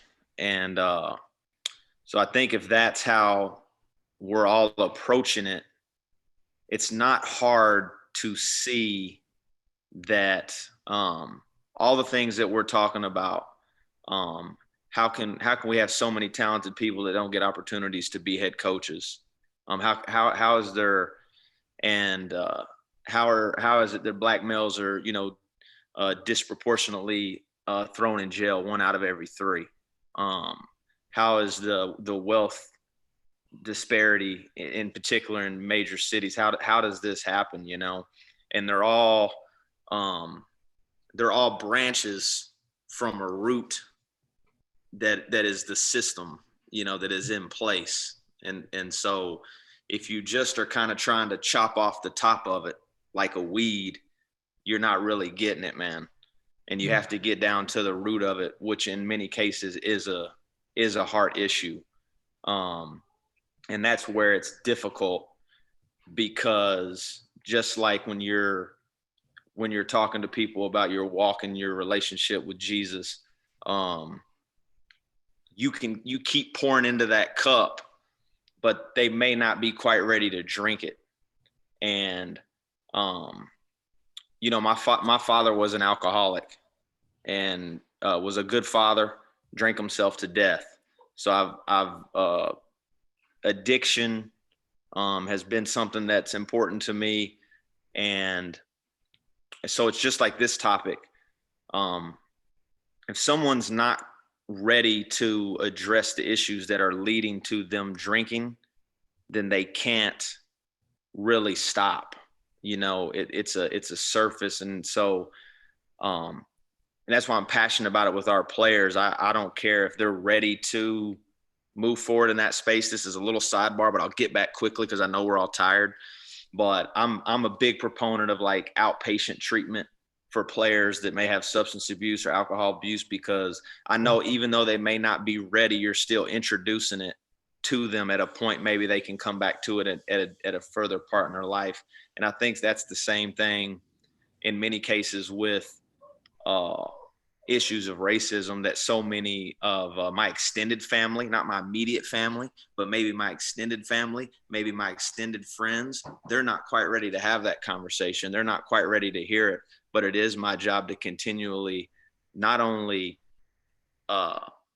softly tiptoe around it, be like, no, man, here, let me tell you, this is my experiences. I'm not telling you something I think happens. I'm telling you something that I know happens. I'm not telling you something that I think I saw or I'm looking on the news. I'm telling you about real life experiences that I have, that people that I have, that I love have. So, and ultimately it is a heart issue. But I do feel like what we've all alluded to now, that this was such an intense time that people had to pay attention to it. And so I just think, you know, tying the faith component into it, you can't get tired of talking about it. You mentioned it. You have to continue to pray for strength and pray for not only the people that think the way you think. Most of us on here tonight, we think the same way. We got to pray for the people that don't think like we did. Yes. As you know, Vince, Jesus didn't spend just time with the disciples, man. He spent time with the sinners, the tax collectors, the prostitutes, and the murderers. Yes. So it's easy for us to have this conversation with us. You know, we're all in agreement. Yes. But having those conversations, and more importantly, when you're talking about myself and you know, the white community in this, don't be afraid to have those conversations. You know, and don't let something that you hear just slide past like you didn't really hear that, you know. And don't be afraid to stand tall. And just when you maybe think that people aren't going to get it, we'll never get it, you'll be surprised, man. And so that's just my 2 cents on it. Don't know if it's right, wrong, or like I said, Coach T. And don't be afraid to show grace and mercy, man, to everyone. I think B alluded to it earlier, man. The Drew B situation, everybody, you know, went at him, rightfully so. He stepped in it. It was tone deaf. But then when he does want to try to apologize, you got to give him grace and mercy until he proves you wrong again. So we've all received a ton of grace and mercy. So give it as well. It's good. It's good. Guys, this has been a powerful night, longer than expected, but powerful with great words. We're going to close it down as, you know, each one of you guys, when I ask you this question, to give us an answer in 60 to 90 seconds. As here in Atlanta, I've done everything from get out and be at a rally, the Coaches for Change movement, to talk about voting, to talk with my team, to talk with police officers with my team, everything that we could really do. So the question I have for you is, what's one thing we can realistically do to impact change right now? And I want Brian and Danny to kind of start that one off. Danny, you can go first. Yep, I'll go first. I think the best thing we can do is, obviously, you see how important sports is right now in athletics. Obviously, we haven't been able to watch anything for a couple of months now, and you see how crazy people are going. I think with our voice and our athletes' voices, whether it's social media, whether it's coaches, whenever you're out in the public, you're talking to people about it. At coaching clinics, all these Zoom clinics that everybody's been on, not specifically like this one, but more X's and O's one, somehow try and tie this in to it, you know, this piece into it. And I think just the more we talk about it, the more everybody starts talking about it, the better, because it's keeping people's minds fresh with what's going on. Appreciate it, Danny. Ryan?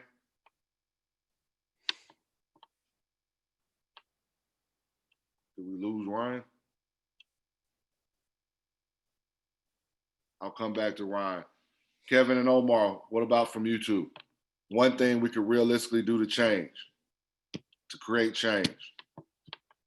Yeah, I mean, I think for me, the biggest thing is just to widen our circles, especially for the white people. Just, you know, understand what people are going through and talk to people. I think, you know, I grew up in a white area, a very white area. And I think after I went to college at Northwestern, like I thought it was so much more diverse than anywhere I'd been. So I thought we didn't have a problem. Like I thought that we had, you know, we were representing people. And then I talked to my Black friends, and I realized that it was the least diverse place that they had ever been.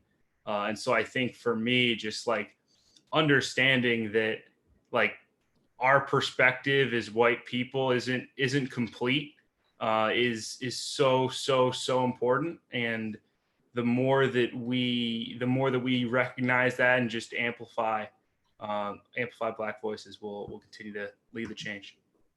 Appreciate it, Kevin. Omar.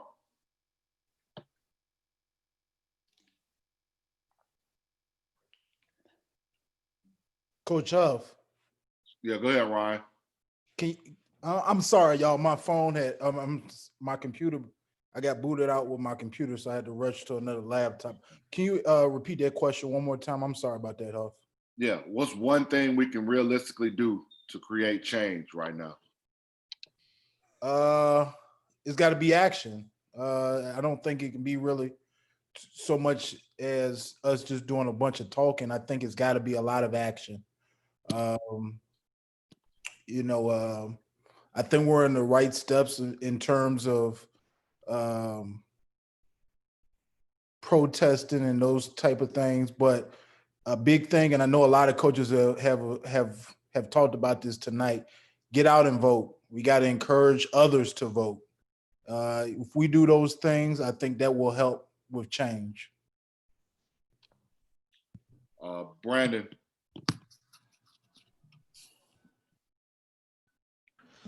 I know for us specifically, one realistic thing that we can do to immediately affect change is we have to keep promoting Black coaches. We have to keep shouting out names that need to be heard, so that the people that make the decisions hear them and get to the point where they hear them so much that they start making some of those decisions. And there's this perspective, I think, sometimes that if we get up there, and I got blasted for this this week here, as I start tweeting about more Black coaches and stuff. And, what's your problem with white coaches? I don't have a problem with white coaches. Ross Hodge is my guy, right? Like, Ross Hodge is going to be a head coach soon, but I need to talk about our other friends and brothers and coaches that don't get lifted up in the way that so many white coaches do. White coaches wake up every day with a head start because they're white. And so, like they talked about in the video earlier, getting on that golf cart and catching up. We got to help catch up. So we're just going to keep talking. We're going to keep saying names, and we're going to keep shouting them from the rooftops until people start listening. Thanks, Brandon. Omar. Yeah, man, that's a great question. I think the biggest thing, build something that outlasts you. Build something that outlasts you. Like, for me, I talk about my dad's legacy and the man's mantle down there, man. He built something that outlasts him, that every single player that he coached is impacting lives in a way that transforms. So right now you have an opportunity to put systems and policies in place through your university. Someone said it before, truth to power. If you can establish truth right now to those that actually make the decision at your university from a leadership perspective, build something that outlasts you, that you can pass down. We call it discipleship or mentorship. We disciple the young men that come under us. God has called us to do that. Coach Wilson discipled and mentored me. Now I'm a coach. I put it in the chat. He's the first Black coach in Rice history, any sport. Now I became the first Black coach in Trevecca history, any sport. And for him to pass that down, now I got to pass that to my players. And so for right now, all you coaches, you want to affect change, it should affect change by building something that lasts beyond you, passing it, discipling your players in a way that they reciprocate what you've already done. And now's the time that you can do that. Powerful. More than wins and losses. You're right. Jason. My thing is be intentional.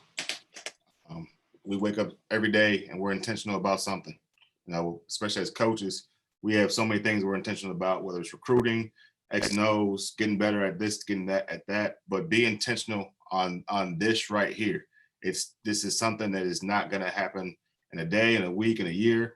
So we have to consistently be intentional about this. And I'm talking to everybody. I'm not talking to just white people, I'm talking to everybody, because Black people have certain ways that we see police officers. It's been ingrained in us for years. So we have to be intentional about how we interact, how we build relationships with people.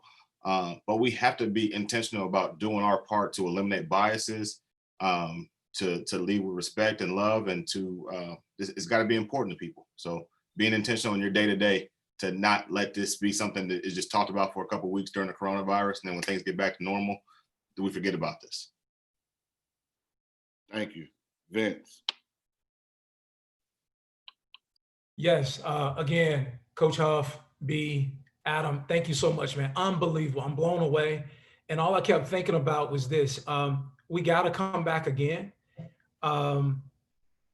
I think we have to. I think some traction and some momentum was created tonight. And I don't know if that, and somebody else can help me with this. Does that mean we come back together and we invite 2 more people that can be instrumental, that can partner with us to continue to move this thing forward? Does that mean that we invite athletic directors, not so someone can get up here and try to interview for a job, but people need to hear this information. They need to hear this information. We got to continue to keep leaning in on this. And again, I just want to continue to encourage everyone to take care of yourselves. We're undertaking a very physical and an emotional and spiritual task right now. So when I talk about that racial fatigue, man, it really blew me away, because it's good people just like on this call who were committed to it that just burned out from it. It was carrying the burden too much. So make sure that we are continuing to check in on each other. But I think, Coach Huff, we got to do this again at some point, maybe a little bit earlier for the East Coast guys. But I think bring us back, invite somebody, and maybe you guys, just like we had a few special guests tonight, have some special guests of some real influences in college basketball. So appreciate you guys. Blessings, man. Stay healthy, stay safe. Thank you. Ross. Yeah, just to echo the other guys, man. I think Jason said it best with being intentional with our actions and our conversations. There's a lot of noise right now, as we all know. There's a lot of distractions that can actually take away from the positivity of the things, and it can get politicized, and you can see a lot of crazy stuff on Twitter. So I think staying the course, going with what you know is right in your heart, not being necessarily maybe brainwashed with this and that, and a lot of just what can be positive can be turned into a negative very quickly when it gets hijacked for the wrong reasons. And a lot of us coaches we spend a lot of time on social media, man, and I'd encourage you to take a break from that stuff. If you haven't, you'd be surprised, because there's information pumped out for a reason, and in a lot of ways it's to divide what you have right here as a unified force that can do a lot of good if it gets turned the wrong way. So like I said, and keep learning, man. Keep having uncomfortable conversations. Don't just talk to people that agree with you. Talk to people that don't agree with you, and you don't agree with, and try to understand why. But I appreciate it, man. It was an unbelievable platform. And I like what Vince said, man. And I would, I think we do it again, man, and give the platform to other people and just grow and build it that way. Thank you, Ross. Thank you, guys. Tyler. I think, for as far as where I go, I think it's action with our youth, giving them a platform to speak, giving them a safe place where they can speak. And I think this is great that all of us are here as adults and can speak, but I think our children and our kids also need that platform, and they need to talk to, us about what goes on in their lives, whether it be a white kid, a black kid, whatever. I have, other trainers with me that are Black. And I think, you know, even listening to this tonight, I think one of the things that you know, I want to do as far as an action is create uncomfortable conversations with our youth, with our high school kids. You know, I have kids from Frisco, I have kids from South Dallas. So, you know, educationally, I think they all can learn from each other. And you know, and I think that's how, you know, we create change is learning from each other, learning, you know, how each other thinks and being uncomfortable. You know, that I'm going to keep saying it. Being uncomfortable to me is how this is going to change, and just keeping the forum open, but, you know, give our youth, you know, an avenue where they can speak. Thanks, Tyler. Coach Wilson, you're the last man up. All right. Hey, I'll make it quick. For great reason, Coach Wilson. We want to make sure we end with you. We appreciate you staying on too for as long as you have, Coach. You've really been a pivotal part of this conversation. Well, I want to thank you guys. This has been awesome. This is the kind of thing that change is birthed from, and so I really appreciate the opportunity to be here.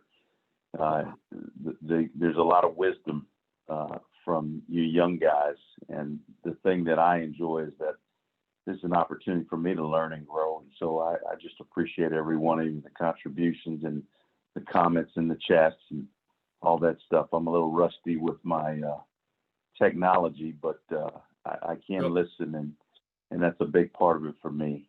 Coach Wilson, I gotta interrupt you real quick so you can be last. We somehow forgot our guy Cody Topper. We're gonna let Cody slip. We're gonna let Cody slip in real quick. No problem. Coach Wilson, I hit B. I said, listen, you need to be last. I definitely don't need to have the last word on this deal. I can assure you that. But all right, you know, first to me, you know, I'm going to be extremely brief. It's going to just continue to listen. Like, I'm going to listen. I'm going to make a point to listen. I'm going to make a point to, like Tyler said, have difficult conversations with our players and listen to them first and foremost. And then I think from there, it's going to be about learning how to use my platform, but also teaching them, you know, the best ways to use their platform. We all have a platform. These players have a platform. I mean, heck, bad players now have 20,000 Instagram followers. So to me, there's a voice out there that they can use, and to use that to keep this conversation going. Because if the spotlight drifts, I fear that this whole subject will, you know, kind of be frozen in time, and that's something that I personally, you know, can't allow to happen. So, all right, Coach Wilson, it's all you. Yeah. All right. Again, thanks, guys. I'll make it real quick. I've heard a lot of guys use the term be intentional. I'll tell you what being intentional looks like to me. You know, every day when we're at practice and we have an opportunity to circle up at the end of the day, there's an opportunity to be intentional. Whether you're going to talk about a member of your team, their history, their family, their roots, or whether you're going to send a message, a quote from a famous poet, a president, or just a thought that came from somebody within your department or even the president of the institution. The other thing about what being intentional looks like to me is every day doing little things. The big things are going to be there. We're all going to have an opportunity to be a part of something big. It's the little things that connect the big things together. And so I think just doing little things every day, having a intentional conversation with a player, reaching out to somebody on the faculty, writing a letter to your congressman, taking your team to the children's hospital in the community, taking your team to the Boys and Girls Club, to the inner city, just doing something every day. And it can be as small as just that one conversation. But I think for me, that's what being intentional looks like. And so I'd encourage everybody just to do little things. You can't run a mile in one step. So just taking it one step at a time. And before we know it, we will all have accomplished a lot of great things. So again, I want to thank you guys. This has been awesome. I thank all the people that stayed on as long as they did. We had great numbers tonight, but we finished with some really significant numbers. And so I just appreciate everybody. This is an important thing, and just want to encourage everybody. And if you need anything, please feel free to reach out. I'm always available. Thank you, Coach. Thank you. I got a couple quick things. I'll let we got a couple guests that want to say something real quick. So I'll let Coach Marty Wilson from Cal go first. Johnny Bryant spoke about it earlier. He was his former coach, and as an assistant at Cal, was a former head coach at Pepperdine. A tremendous man. Will be a head coach again. He has a quick plug, and then Marlon Lowe from Houston. We'll let him go next. Has coached several NBA players. Has been super vocal about this topic, along with many others, and is a friend of mine. And then we'll close with Adam and Huff giving some closing words. B, I appreciate you hitting me, guys. This is awesome. I'll be brief.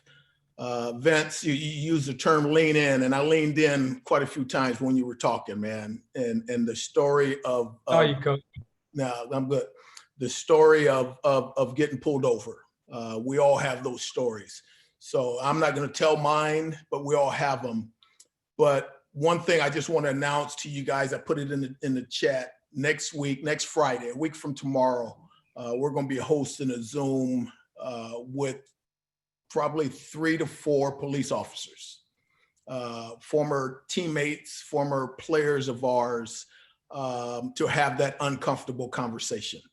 And I've had that because I've gotten pulled over, and I wanted to know my rights and educate our players. And again, we had the same thing. We had him come speak to our team. So I had a conversation this morning with one of our former players who's a former white police officer, and he blew me away with the stuff that he shared.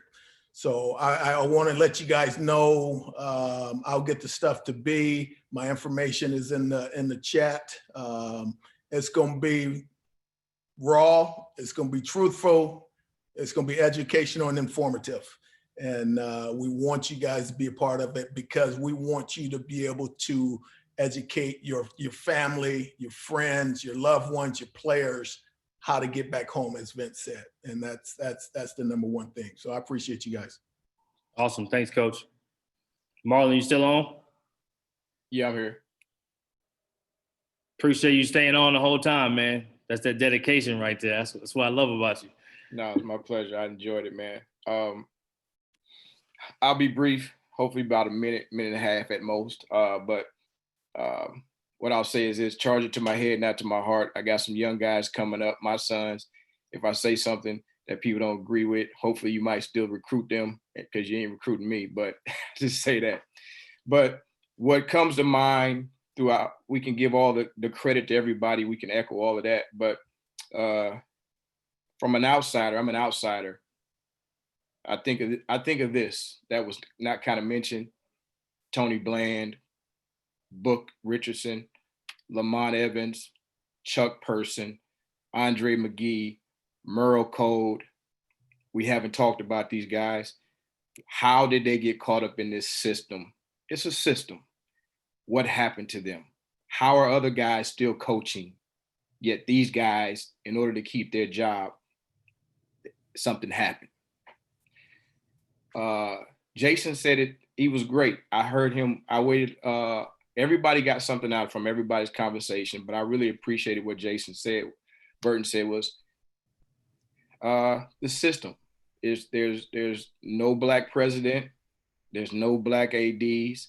So many of these coaches, in my opinion, a lot of people on here they're being PC. They don't know what you're going to say when you leave this place, to who you're going to say it to. And so some of these guys were being PC. Not everybody, but some were. Because it's not like LaVelle Moulton when he had on ESPN a few weeks ago and spoke great, right? He has a black AD. He has a black president. He doesn't have to worry about losing his job. He knows that there's a support group behind him. And I think that when we don't talk about the system itself, about what's happening and how do we get to this place. And it fails to, you know, we've done it's been some great conversations, but I think that in order to, in my opinion, it's really got to get a lot deeper, guys. Like, you know, we said at the beginning, like, it's a right or wrong thing. It's not a black or white thing. Well, I get that. But let's say it's a right and wrong thing, and it is a black and white thing. Because you say, who owns the media? Who owns the TV and radio? Who runs college basketball? Who lost their jobs? Who's paid the most? So that tells you where a lot of people are at. And so you've got to work through that.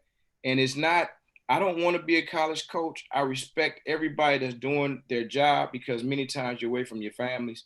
As I conclude here, I just say sometimes it's like, are you willing to give, or if it's really about trying to do what's right, are you willing to give up something that you have for your family in order to give somebody else the opportunity?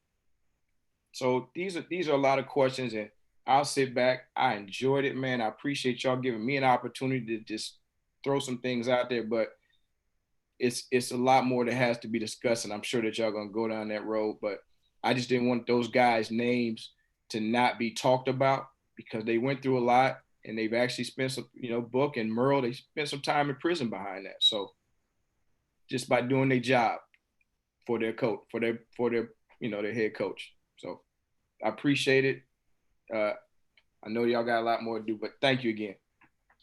No, that was big time, Marlon. I appreciate you adding that to the conversation. That's part of the real we have to talk about. And one thing me and you earlier, and you said this, and I won't forget this. You said it's not about symbolic change, but about tangible change. So we got to keep pushing for that tangible change, and not just something that's symbolism that makes us feel like a street was named after somebody important that was Black in history, or Black Lives Matter Avenue. Those things don't affect our lives to be better. It's a great symbol, it's a great gesture, but it's not true change. So appreciate you adding that input, Marlon. Appreciate everybody for coming on. We'll let Adam and Coach Huff kind of close it out. Adam, I'll let you go last. Since it's your deal. I was about to say the same thing to you. I just want everybody, if you're trying to get something with your teams, connect with Travis Williams. I think he's on here listed as HBCU All-Star Experience. He has a Coaches for Change movement that he started in Atlanta, but he's partnered with all the lawyers and African-American historians that are kind of handling some of the big-time, high-profile cases, the George Floyd, Rashad Brooks, Breonna Taylors. He's willing to get those people to lend a voice and a platform to help educate, inform, and empower your student athletes. So get with him if that's something you're interested in and trying to transform and empower your team and enact change. Adam, the floor is yours. Thanks, Huff, and thanks again to Brian for putting this all together. This was phenomenal. Appreciate all you guys being on here for 4 hours. Like I said at the beginning, you know, it is really encouraging to see, you know, 3 weeks later or whatever, we had a great turnout that first one, and we have a great turnout again tonight. And it was interesting to hear the conversations.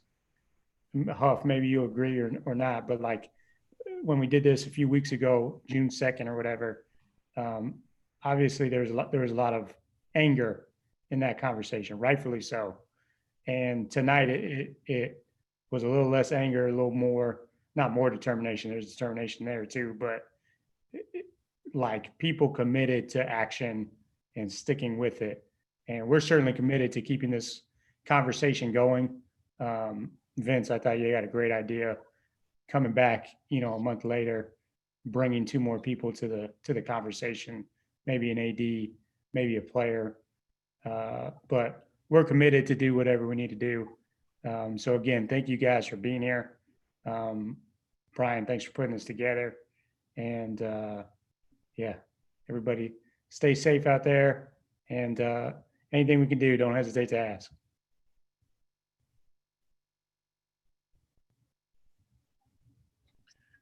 Yeah, I just say thanks again, everyone. Thanks again to Adam, Rising Coaches. If you have not I know this is not the main part of this, but if you have not checked out risingcoaches.com, definitely check it out. A lot of great things that Adam is doing. And let's just not get fatigued. Let's keep loving. Let's keep being intentional. Let's not get fatigued with this topic, and let's not get fatigued with the difficult conversation. Continue to educate and empower. And that being said, thanks everyone, and we'll make sure everyone gets access to this YouTube link as well.